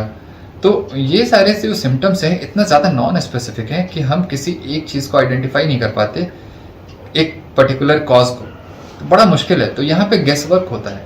तो हम ये मानते हैं कि हो सकता है मैग्नीशियम डिफिशिएंसी हो सकता है सोडियम की डिफिशिएंसी हो सकता है पोटेशियम की डिफिशिएंसी हो। तो हम बस मानते हैं और उस हिसाब से सप्लीमेंट करते हैं खुद को। डॉक्टर्स को भी नहीं पता है, बस वो दे देते हैं। मैं बस दे देता हूँ। मुझे एग्जैक्टली नहीं पता कि तुम्हारी बॉडी में एक्चुअली मैग्नीशियम की कमी हो रही है, पोटेशियम की कमी हो रही है, किस चीज़ की कमी हो रही है। तो ये हम सस्पेक्ट करते हैं और उसके अकॉर्डिंग हम काम करते हैं।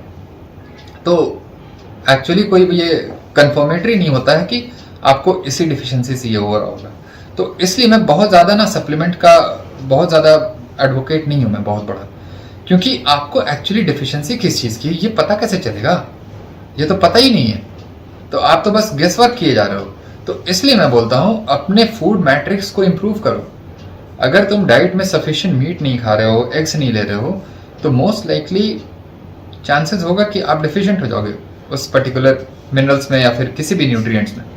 तो आप उसके अमाउंट को बढ़ाओ, प्रायोरिटाइज करो, तो तब जाकर के ये प्रॉब्लम सॉल्व हो सकती है। क्योंकि आप जब भी उस फूड को ले रहे होते हो तो किसी एक पर्टिकुलर न्यूट्रिएंट साथ में नहीं जा रहा होता है, मल्टीपल न्यूट्रिएंट जा रहा होता है। और हो सकता है वो कॉज आपके किसी एक न्यूट्रिएंट का नहीं हो, मल्टीपल न्यूट्रिएंट्स की वजह से आ रहा होगा, है ना।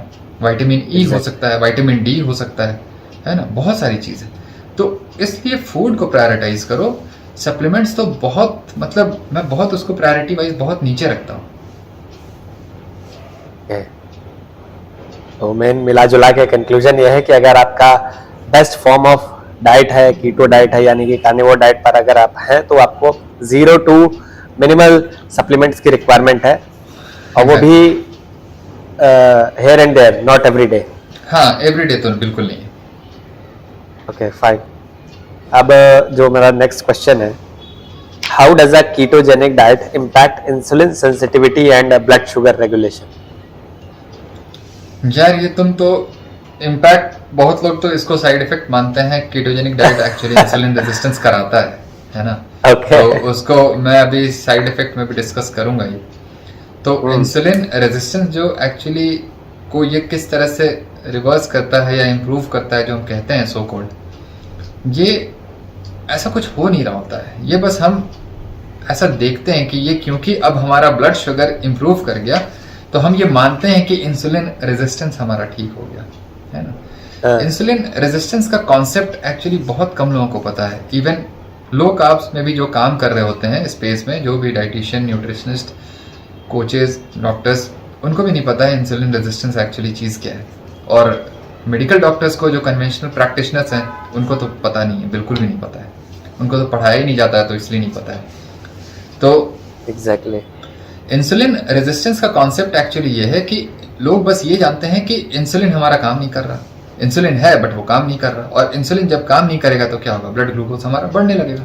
यही जानते हैं बस इंसुलिन रेजिस्टेंस लोग। और जब भी ब्लड शुगर इंप्रूव करता है तो उनको ऐसा लगता है इंसुलिन हमारा काम करने लगा सही से। तो कीटोजेनिक डाइट पे क्योंकि तुम कार्बोहाइड्रेट नहीं खा रहे हो तो उसकी वजह से तुम्हारा ब्लड शुगर इंप्रूव कर रहा है ना।